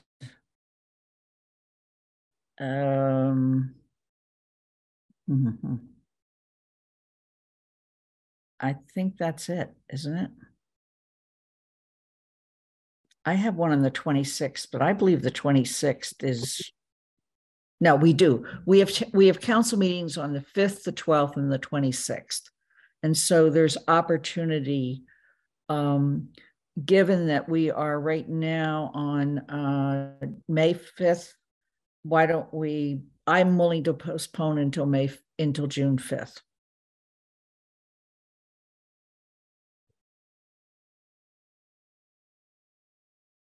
And Andy, you would have to second that. So the motion would be till the settlement of these contracts, or May or June 5th, whichever comes first.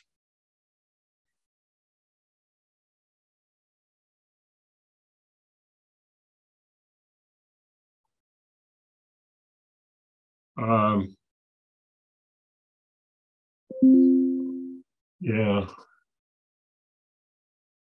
I guess I would accept that also. I have to say that I would have preferred this something that says that, and that under no circumstances would we discuss it until the APEA contract comes up, because I think that we're going to have other issues that relate to the school budget, and it's just very uncomfortable time to have this discussion while we're dealing with the budget, but there is no other way. So despite my discomfort, I will accept the change that you proposed, Lynn. Okay. I'd also like to just also say that I absolutely hear what Alicia's saying. I understand the relationship of it to diversity. Diversity in this case is not just a racial diversity, but it's income diversity. And that makes a serious difference in who runs. And it would be wonderful if we could settle this before people start taking out papers at the beginning of July. But I just stand by the same thing Michelle said. It's just really uncomfortable.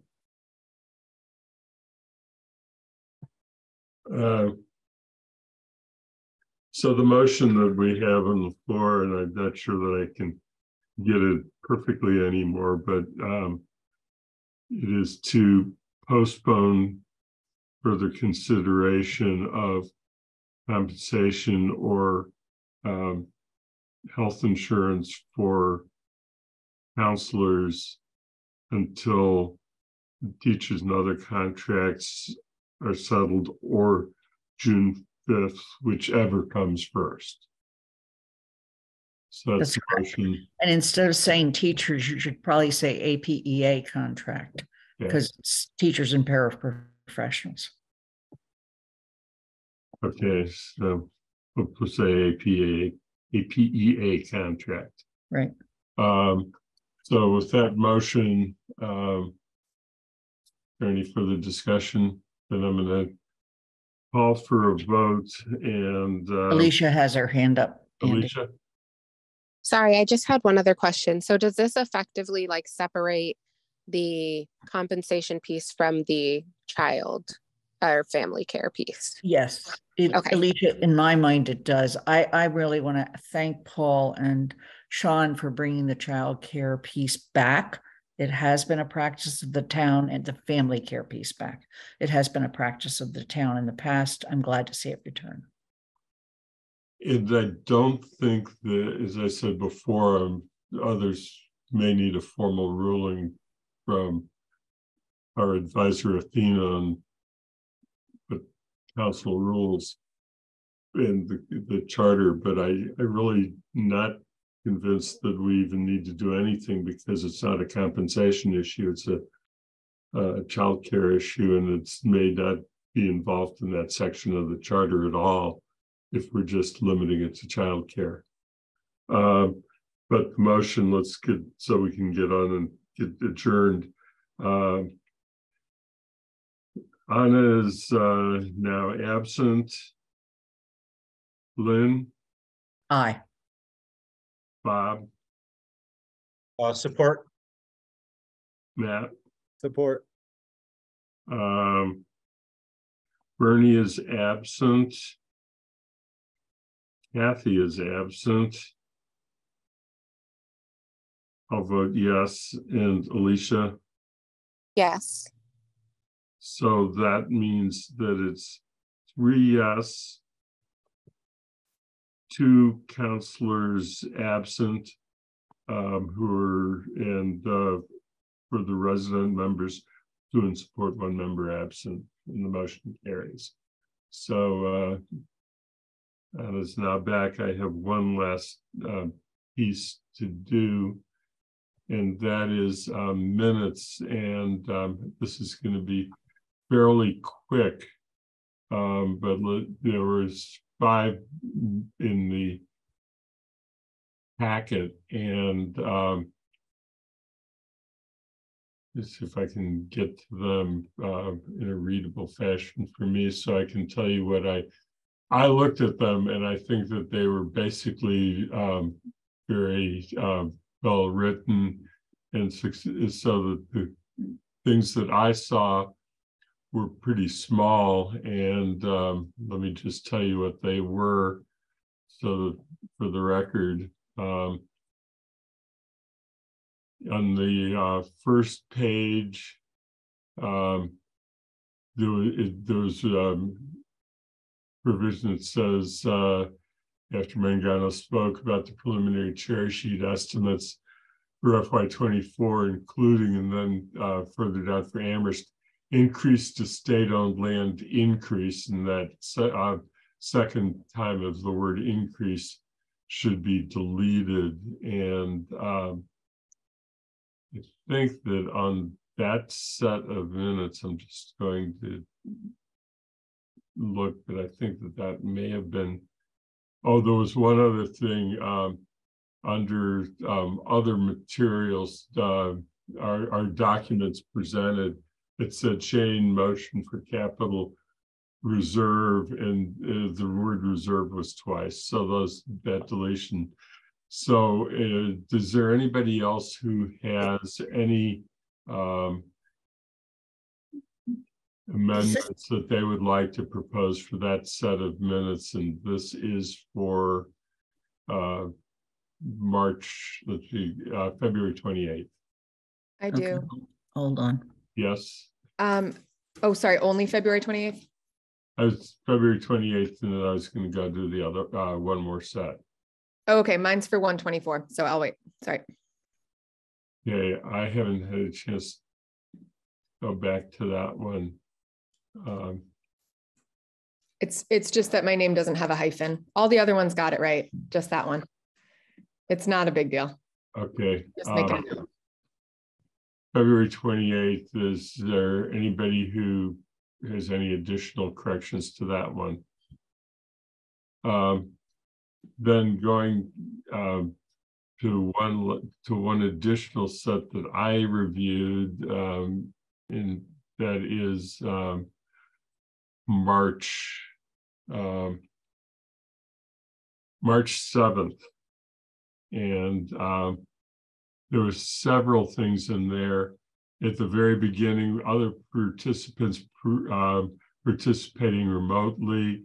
There was somebody there who was admitted, and that was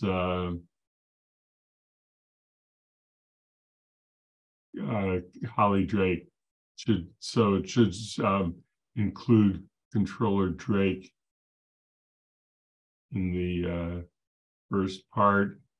Then on the second page, the word McIntyre is missing, or is an error, just thrown in as an additional at the end of a sentence, and that doesn't make sense.